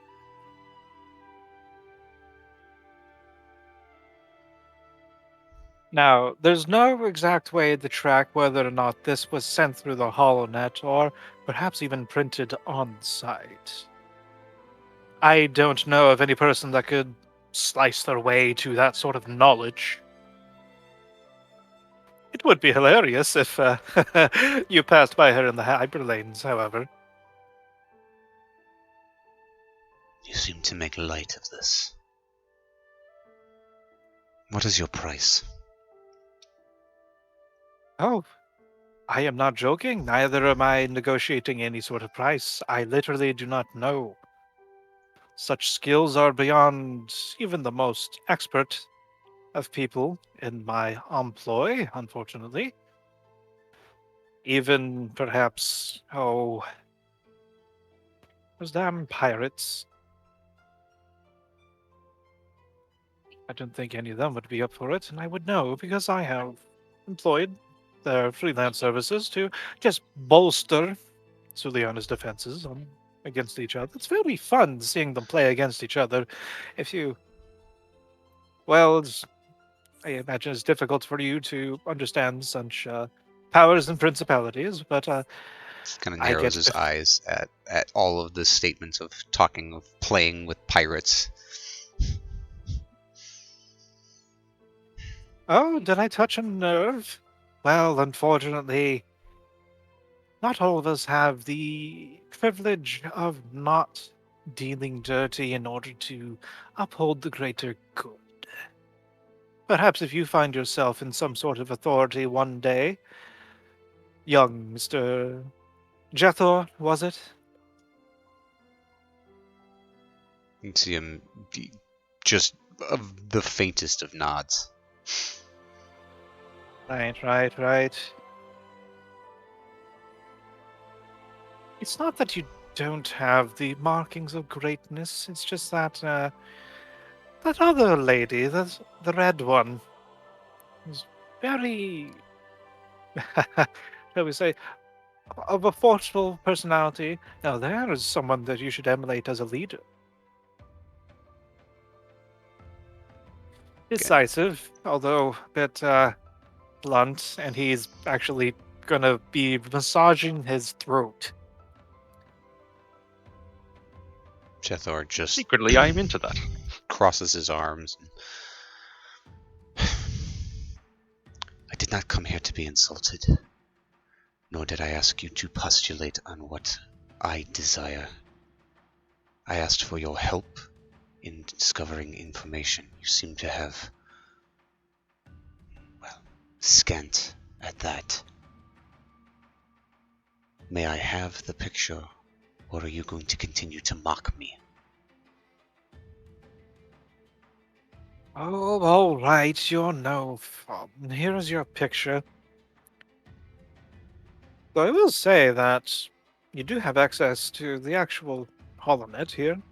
So, if you want to try your hand at, perhaps there's some sort of, I think, as they say in the business, metadata. This sort of thing does not, material does not exit the press without its own little footprint. He steps forward and reaches to take the photo from him. And he offers it freely. Take it. Almost a snarl on his face as he glances down at it one more time before rolling it up and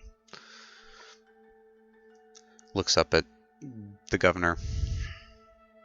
I think I'll manage. Thank you.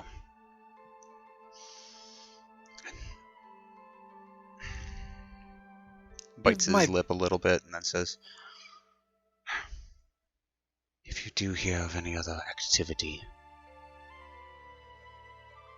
please just let me know. I hope to be doing this sector a service by eradicating these parasites.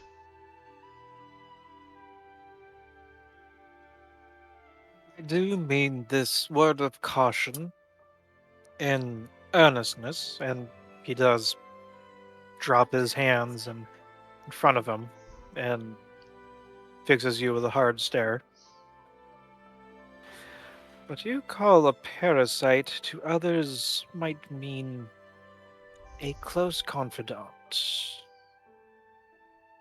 Just be careful what sort of friends might come your way to defend these people.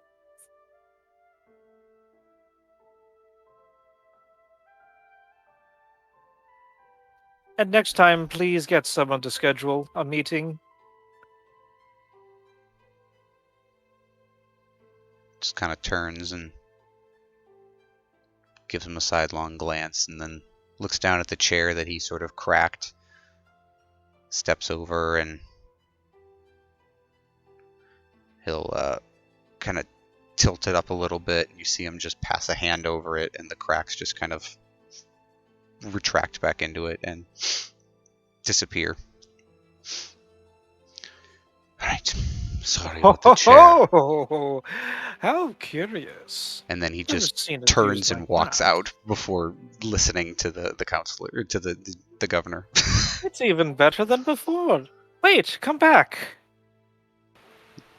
Walks straight out. Good day.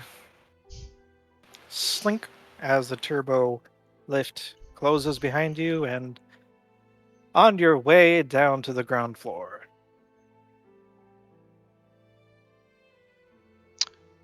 And did Pavali had let us know about Doreen, right? Yes. As he gets back down to the ground floor, he's going to again find some transportation, and he's going to head toward the market, looking for potentially like an outdoorsman's shop, and he's going to try to procure a bunch of aqua suits for the group. Knowing that this, mentioned that it was a water world, he's going to procure their a rarity 250 credits. They're super cheap. All right. So he'll just look to procure a number of those. He's got some credits on him, but he can, he'll probably contact Gree or something and be like, I'm basically letting her know that he's trying to pick some of this stuff up for their next expedition.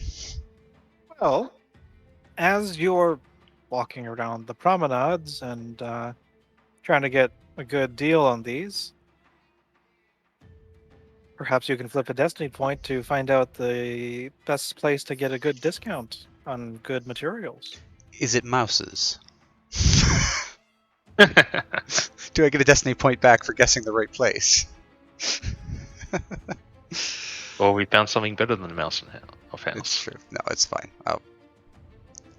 I'll go The find destiny a place. points for the discounts. We don't know we're about to be here again, so having a good place with good discounts will always be useful. But yeah, Jethro will come back to Gree and mention that he's on his way back to the ship and he's stopping to procure some underwater equipment, underwater passage, for their trip to Doreen. Oh, that's good. Sorry, one moment. Oh, that's very kind of you to do. We can go and wire the funds to get stuff like suitable suits and rebreathers.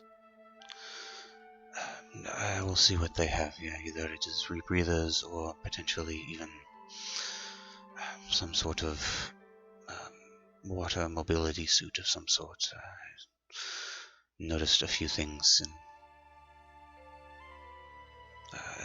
as I've been walking around, there's been some mention of outdoorsy gear, so I'll see what I can find. Certainly, if you find anything in note, do let me know.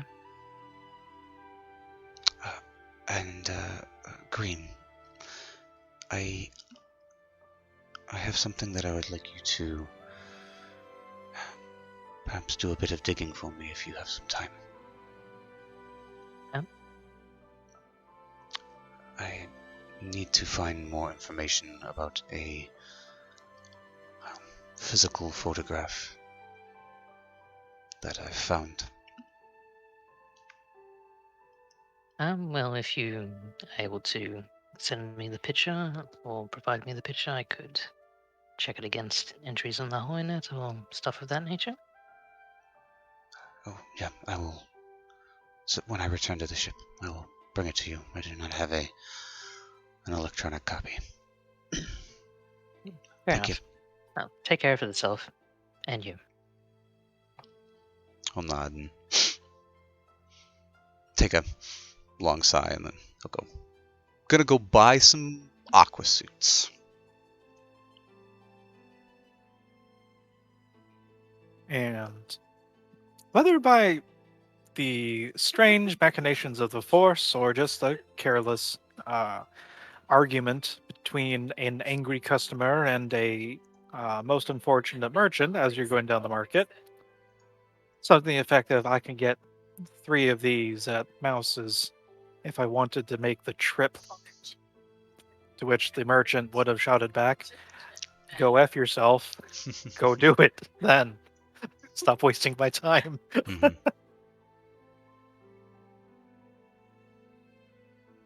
And perhaps you manage to find your way. Making them wait. So, I'm going to activate the House of Mouse.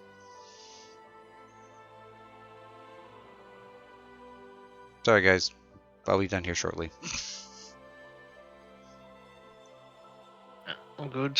Civics is having a conversation in the meantime. And for the record, Civics did not shout and discount our door shop. And I have misplaced the actual full name of... Wait. Oh no! Alright, I can't choose Civics well. We're here. Poop.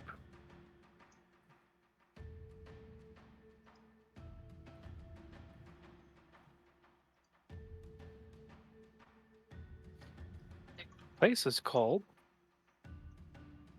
As you're making your way down stairs and through switchbacks and then down alleyways, and there's a passed out drunk over there, a stimmed out junkie over here, and eventually you make it to Mouse's House of Scavengeering Emporium. That's the same place.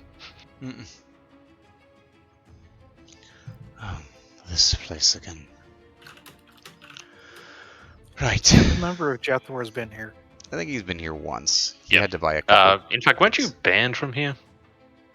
No, because I don't think I was here Mordon with. and Ian. Yeah, Morden and Ian Mordor were, and Ian, fair enough. because they Okay, were there go for it. with Mr. Daggers. Mr. Daggers. Oh, good. Sorry. As you were.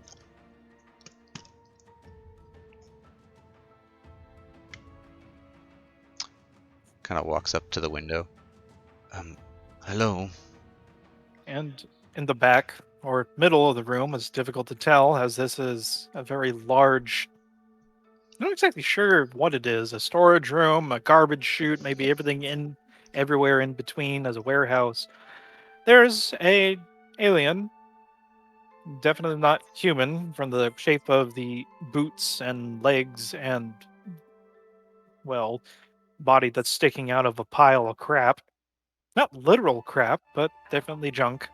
There's clothes and equipment and gear. He doesn't hear you at first. Is there a bell? There is a kinetic alarm system in the form of a leather cord attached to a bell. Yes. He'll pull it. Ding-a-ling-a-ling-a-ling. 1 second. Yeah!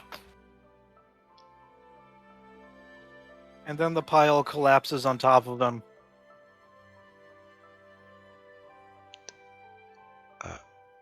A fist punches through the detritus and... We got it! Seems to be a rebreather. Are you okay? Fine. I'm really good at doing this. Yeah. And I... Just 1 second. He clambers and scrambles and finally pulls himself free, and stuff is scattering around him. It's actually a really large pile. He's now snowboarding down pretty much, and then manages to land in front of the desk. Hi there! Hello. Oh, you! Tall, white, and full of credits. At least I hope so. Only if you are flush on, well, gear that will help us on Doreen. That's a water planet. Did you say Doreen? I did. He leans forward, puts his elbows on the desk, and is. Well, it would be difficult to put his face on his hands, considering it's more like a snout, but he's definitely leaning in a little bit more interested.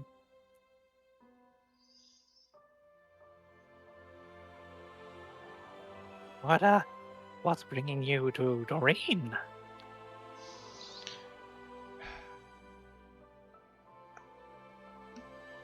We are doing some work for the Republic in the area. Hmm. Well, I could care less about all that. Doreen's what you call a really nice place to go for scavengers like me. There's it's all water almost, right? That is why I am coming to you for underwater gear, yes. Well, you see, the thing about Doreen's water is that it has islands in it. But these islands are made of, well, you could say hundreds or thousands of years of starship wrecks. And wrecks means stuff.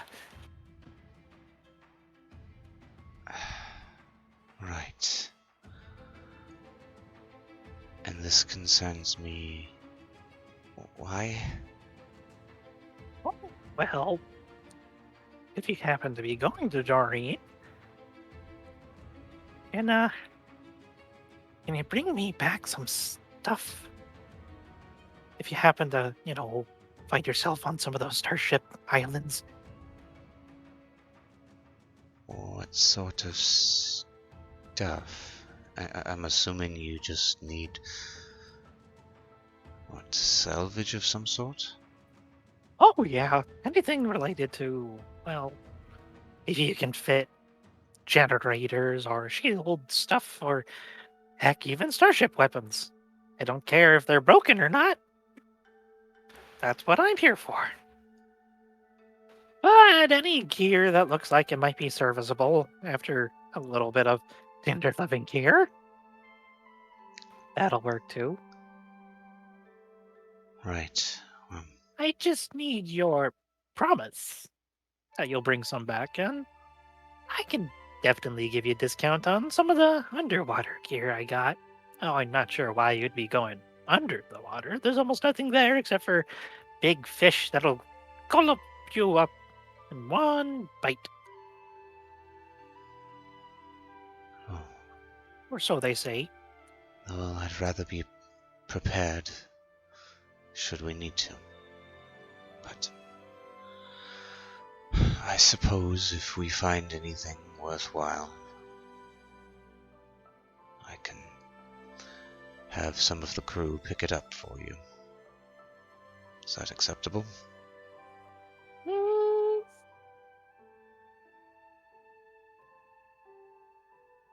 Yes. And I'll tell you what. If you can maybe also put down some, I don't know, special beacons so that taking some of the stress off of you, I can slip in my leisure and take some of the larger stuff. If you want to just focus on things that'll fit in your own ship. I don't know how big it is, but Well, planting beacons would certainly be an easier prospect. I suppose we can do that. good. Right, and what do you want again? You want rebreathers, scoots? Aqua suits if you have them. Things for underwater mobility and the like. I got some of those Mon Calamari power suits, but they might be on the pricey side. No, just something simpler. I mean, if all you have is rebreathers, that will be fine.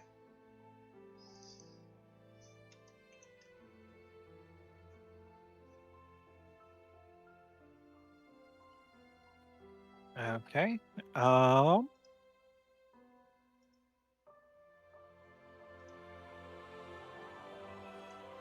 So is it rebreathers or The other thing that's there is, it's called an aqua suit. They're like rarity 2, and they provide 6 hours of atmosphere and doesn't suffer penalties moving through water. But doesn't matter which. One's more expensive than the other, but doesn't really matter which. All right. Well, do you see yourself going underwater for a while? I honestly don't know.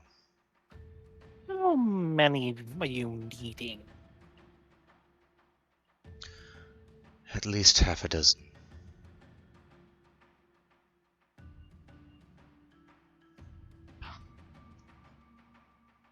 Hmm.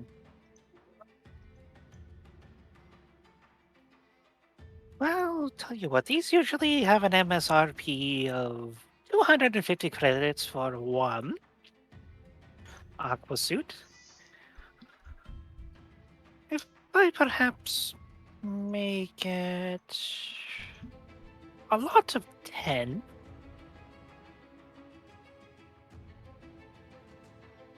Does 1,500 credits sound for 10?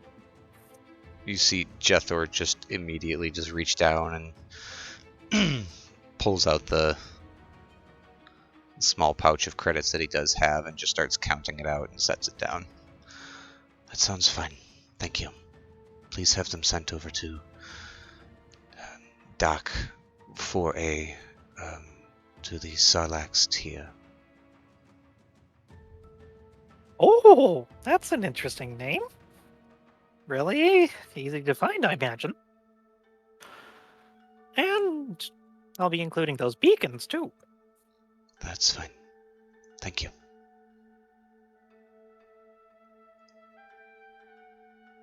And we have a deal. Yeah, I'll And by slide soon, the credits over and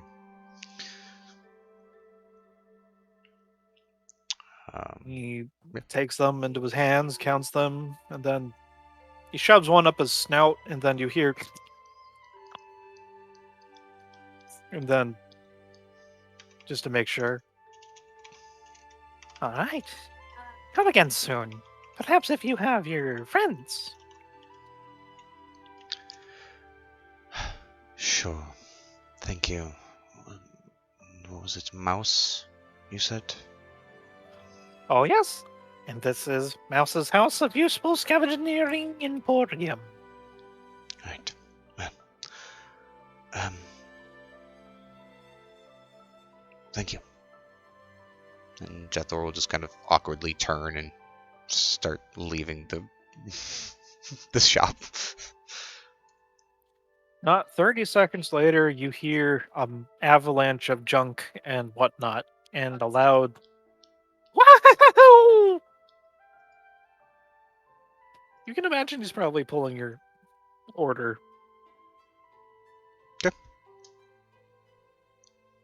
regular Scrooge McJunk. Scrooge McJunk. Little intro junk. All right. Does anyone else have something they would like to do? Wrapping up for the night? I would like to buy something. Would you like to wear a disguise? The thing I'm going to buy is a disguise, but yes. You know, let's say, did I buy this power armor from Mouse? I believe you did. It comes with a helmet, I'm pretty sure. Because it's sealable, I want to say.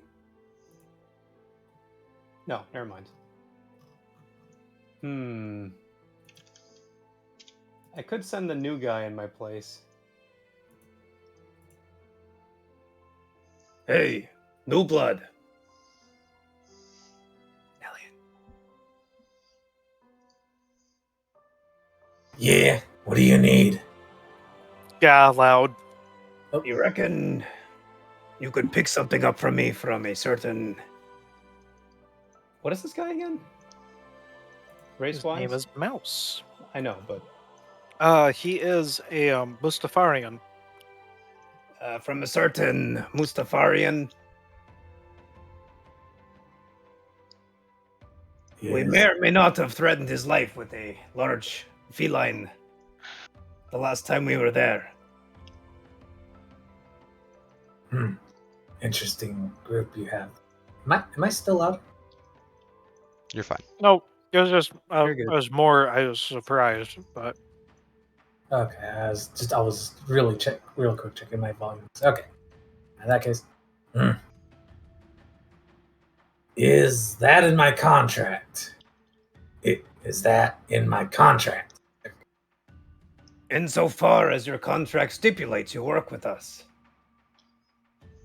But this would be more of a favor to a potential friend.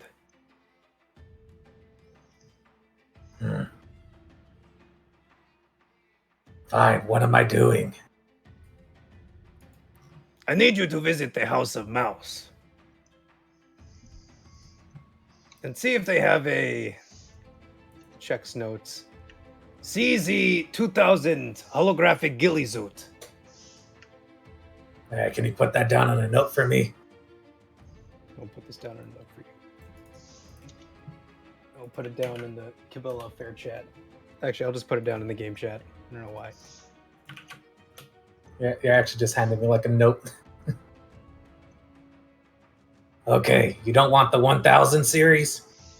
No. How old do you think I am? I don't think you'd like my answer. I'll pick this up for you. Thank you. It's a bit of a rare item. Normally I'd go for the optical camouflage in my suit, but... Hey, kind At of. this though, he's gonna also hold out his hand. I shake it. I appreciate it. But something like this costs money, I believe. Currency for goods and services. will an IOU suffice? I'm not sure how much it will be. He pulls out his pocket and shows he has about 400 credits. Okay, you'll need at least 400 more. That is the implication. So, I'm just gonna give him. I'm gonna give him. Oh, that might not even be enough. Depending on how Zerg marks this. So it's rarity 8. mother. uh-huh. You know, I'll Rarity just give him my credit card. How about that? How much Awesome. do you have available? I have 2,000 credits, give or take. Now, how much does a normal drink cost nowadays? There may or may not be a bunch of bars on the way. Nice. I will gladly take your card and get this for you. Oh, no, I've already been scammed once. And I got a ship dropped on me. I've heard tales of the ship dropping. A ship drop. Well, all right then. You said the House of Mouse. Yes, there are garish signs everywhere pointing to it. Should be hard to miss. Well then, I arrive and I leave. Okay then. Guess I'll just head out. Part of me is wondering if I should just remove my integrated ascension gear and buy optical camouflage when I have the credits. No. Go for the big spend.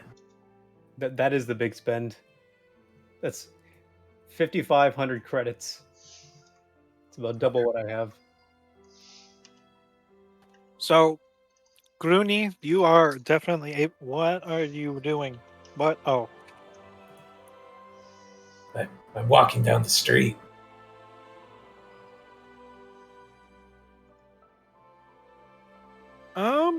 do me a, just for the hell of it, a knowledge underworld, 2 purple. I would love to. You said 2 purple? Yep. How do I roll this? I don't. Is there? I see the underworld, but I don't. Click the So dice. Just click the Okay, actual there we go. dice It symbols. took a second. You said 2 purple or 3 purple? 2. 2. Bop. Hey, I'm gonna get mugged. Hey, Smooth Skin, how you doing? You know, how about I come with you and wait outside the place? It'll be fine. I just gotta walk down the street. Ida's gonna follow him, like ascension gearing to different rooftops along the way. How many bars are along the way? You get most of the way there, just piecing together where the House of Mouse is. And on one of the corners, that's before the long winding stair from this particular entry point, there is a very nice looking bar. Oh no. And there's a stag party going on for a prissy group of college individuals. Frack. Hmm. They look in need of a good slacking. Oh, mercy. Would you say this is discipline? Or. Actually, no, I think it just might be discipline, huh? He's saying this all in character, talking to himself like a crazy person. Let's go with a I really like the voice I chose, and I'm just like using it now. You see the ringleader of the people from last night. Oh, you. He is not. His face is quite unblemished, and he's the one that hit you in the back of the head with a chair.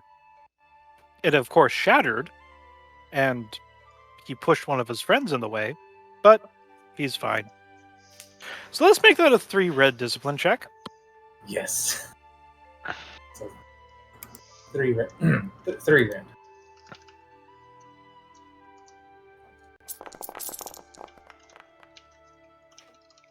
Oh, hell yeah. No. So I guess he sees from the top as I just, as I'm walking by, Grug looks into it, sees him, and just immediately, like, 90-degree angle turns in a single step and starts walking towards it.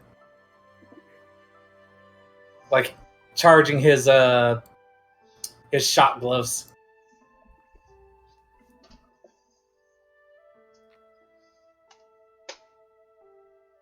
Okay. In that case, I'm just Ian, Yes. your bankrolled envoy is stepping into a bar with his shock gloves being charged. What are you doing, bud? I ready my gun. Are there windows into this bar?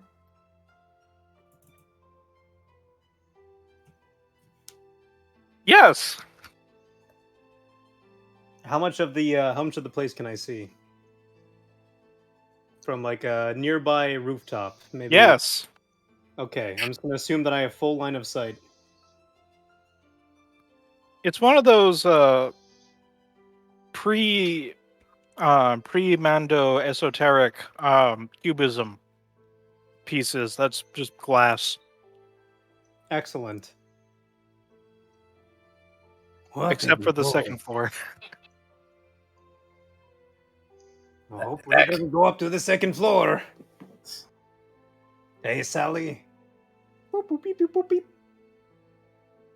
Well, in that case, since I'm just going to be able to walk in there, I'm going to just walk straight up to the guy and throw a punch at him, calling out, "Hey, asshole!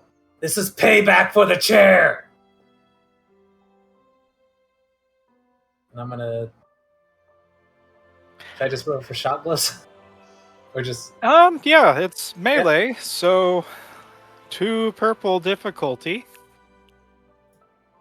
It's a melee or brawl, whichever. I don't remember what shot gloves are. rolling brawl, yeah. Yeah, they should be brawl. Oh, I really hope.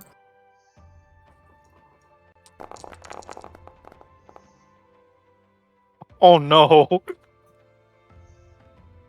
I got a triumph on that. What can I do with it? What can I do with the triumph? Da-doom. So, Oh, Nox. Hey.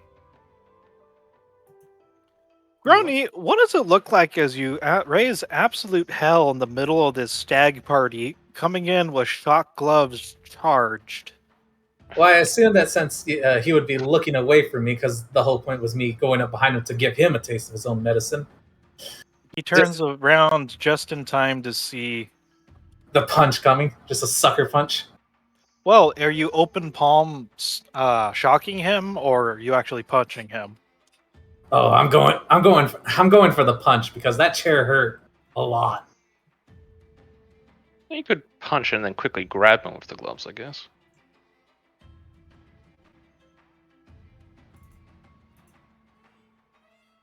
Boy, Susie, remember me?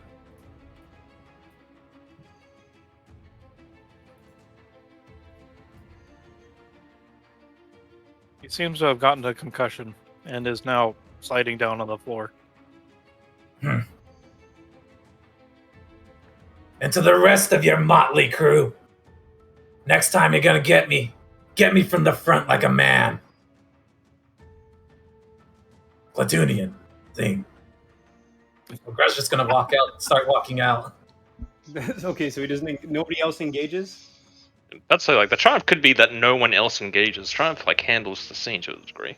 They're just gobsmacked by the fact that I just came in, punched this guy out, and just left. Yeah, just sucker punch someone behind, then tell people do not hit people from behind, and then left. The stag party was for him.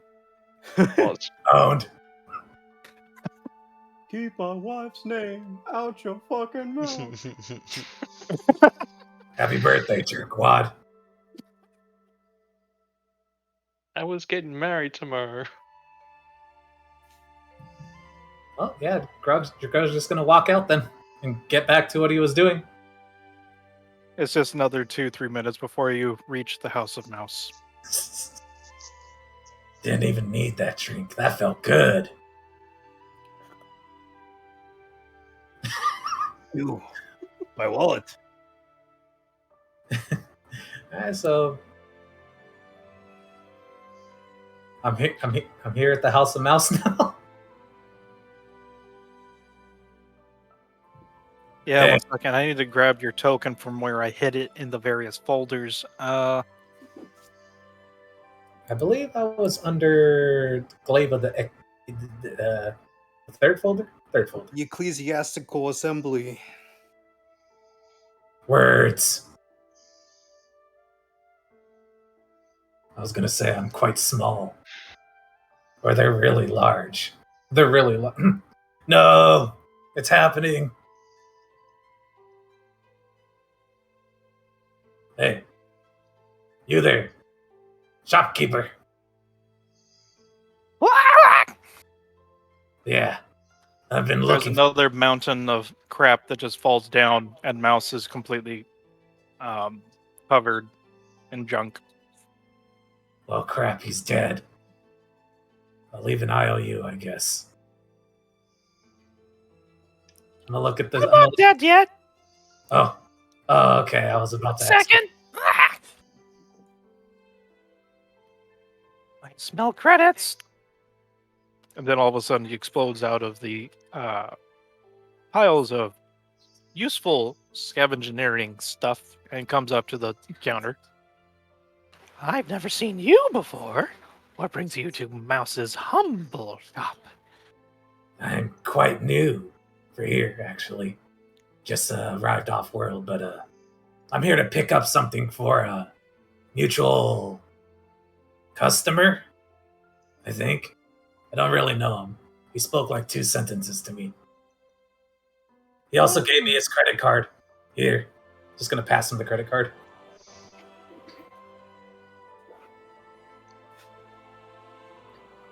He also gave me this gift to you as well. He said this. He wants the CX 2000 holographic ghillie suit. He wanted to have you come here and buy it with his. Wait a second. He said he attacked you with a cat at one point. God fucking damn it. Pretty funny. He takes the credit here, the credit shit. He looks at it and then sniffs it. I smell Monka cat piss. You tell this nerf herder he can come here and buy it himself after he apologizes in person. Oh, sure thing. Hey, can I buy And that I'm myself? keeping this. And then he hits a panic button and then. Hey, guard. Your shopkeeper kind of sucks at actually selling stuff. Can I? Hey, buddy, if you don't actually sell me anything, I'm just gonna go to the police because I'm pretty sure you just robbed me. I'm holding it for safekeeping. Okay, I think you robbed me. Excuse me there, man with the red emblem. I need to see the police. I just got robbed. You mean I just got robbed? Oh, wait. Hey, nice to see you again. What the hell was that at the bar? Huh? Oh, asshole hit me with the chair earlier. I decided to pay him back. Nice. Anyhow, Mouse! I've come to apologize in person.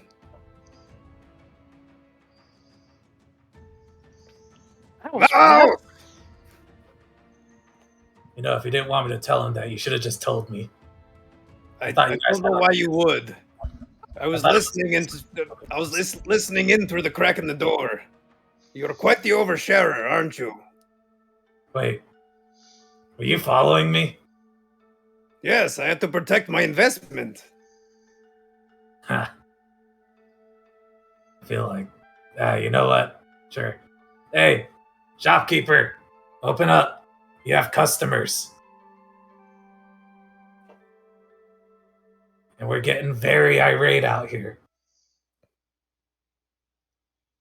You better not.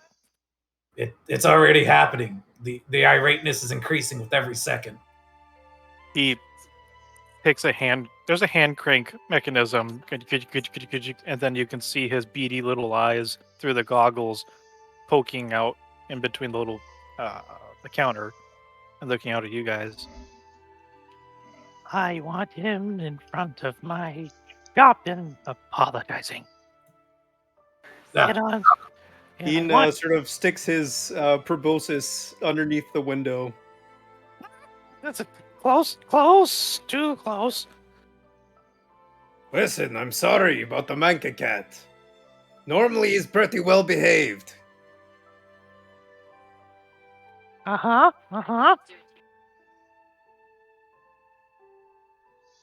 And I would like to repair this business relationship. We're leaving soon, and I would not want to part on bad terms.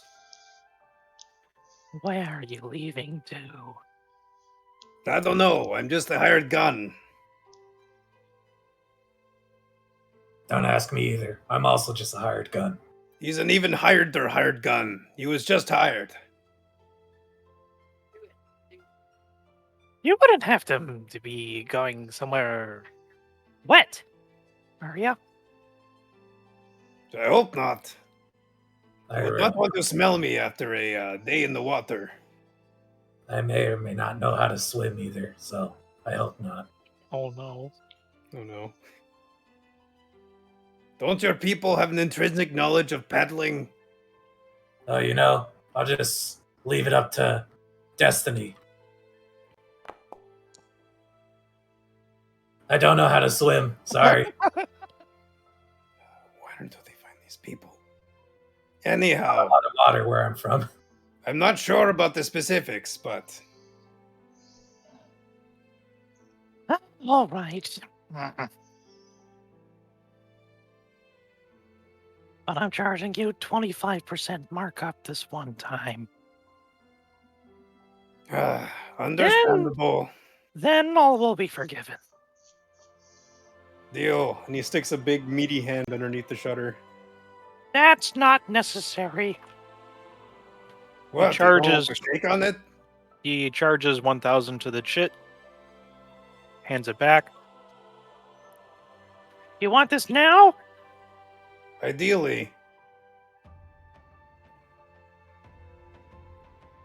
Expedited shipping is I'm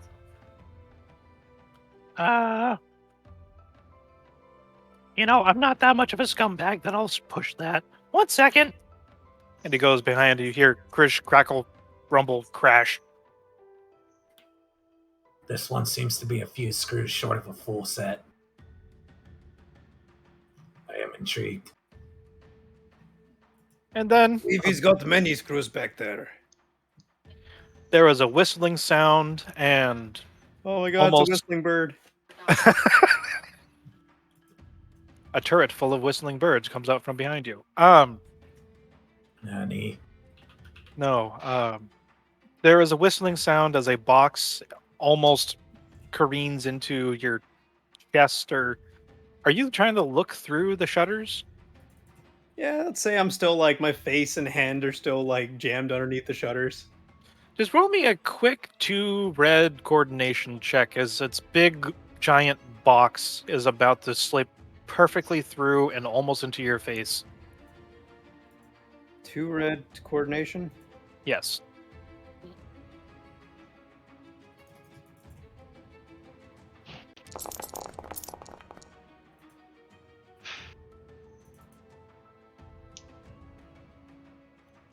Ping! You catch it. I activate my power armor and take it in the face. Oh my.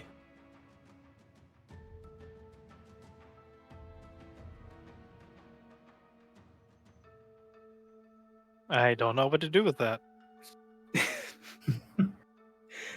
I just like I use the arm that's already under the shutter to just sort of like awkwardly sweep it towards me. I'd like to open the box, see if everything's in order. It's in mint condition. A 2000 series ghillie suit. Haven't used these in a while.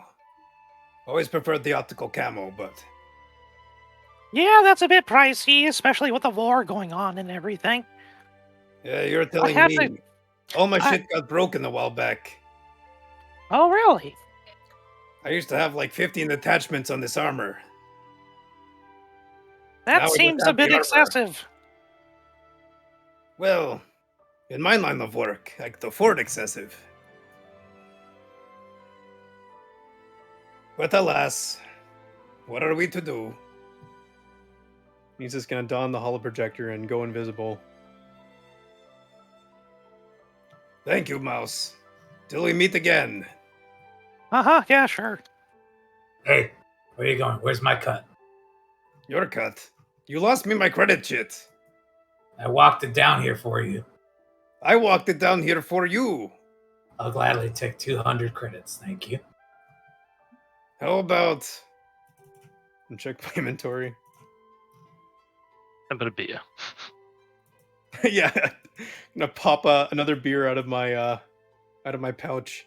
I saw you didn't buy anything at the bar. How about this? He tosses you a brewski.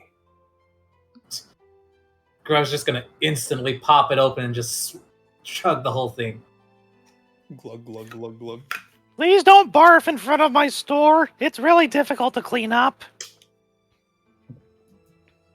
Now, what would you say the quality of this drink was? It's crap. Local craft. Local craft. Grog will be fine. Lovely. It's a Trappist beer from the monks of Squeezes. You Oh, dear. You said a lot of words to me that I did not understand. You know what a Trappist beer is? No. Okay. It's basically monks that brewed beer as a sign of their devotion to the Christian God and all that. It's very popular beer. Like there's a waiting list. Saw, dude. Well, in that case, Also, Squeezus is the homebrew equivalent of Jesus. He was a squid man who died for the Force under the Sith Empire. Thinking about it, probably like relatively recently, seeing as we're in the Old Republic. TBD. well, Grog's just gonna happily drink it down then.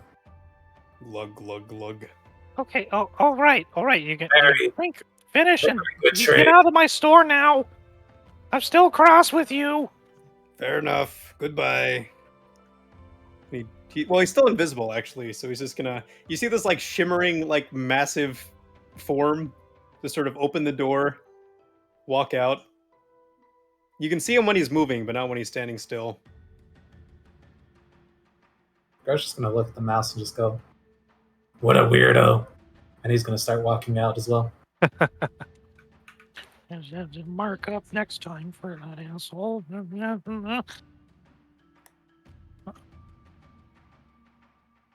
All right. So, with that particular transaction concluded, our Wait, on the way back, does that guy get back up? his intended is crying over him as he fails to get back up. Ha! Loser. Just gonna walk on by then. An ambulance goes by you guys as you pass the bar. Sucks wherever they're picking up. Medical bills these days are rough. Back in my day, we had socialized healthcare. Huh. In my day, they just sort of put band-aids on us. And then How kicked the old shit. are you? I think almost half a century. It's been a while. Hey, same. Hell yeah. Actually, exactly half a century. Oh, then I think you're a little bit older than me. That's fine. I feel much older. My species isn't supposed to live this long. I agree. No, like literally, I'm already several years beyond the expected lifespan of someone my species. Freak! Owned. Do you say you used to be like really, really rich? Did you just like get some juvenile treatments or what? It may or may not start and end with adrenochrome. Oh, Lord. It's okay, it's synthetic. Well, in my case, the older we get, the wiser we're supposed to be. Respect your elders and all that. Although I think I'm still a bit too young to be considered an elder.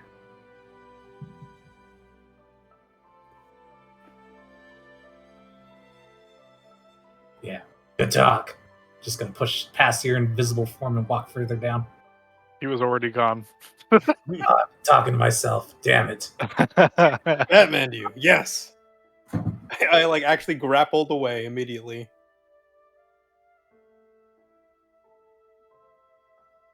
And to nobody in particular, thank you for the drink. Okay. You're welcome. You're welcome. Finishing up that particular transaction with the House of Mouse. Last couple touches would be to determine if you guys are going to be leaving for either Doreen or go to either Osmani to try and get a little bit more info, or just go straight to Doreen because you have a Jedi and also the treasure hunters saying that there's definitely an area in Doreen that warrants investigation. Realistically, like Gree would advise to go and get more additional information first. What else would you suspect from that intelligence officer?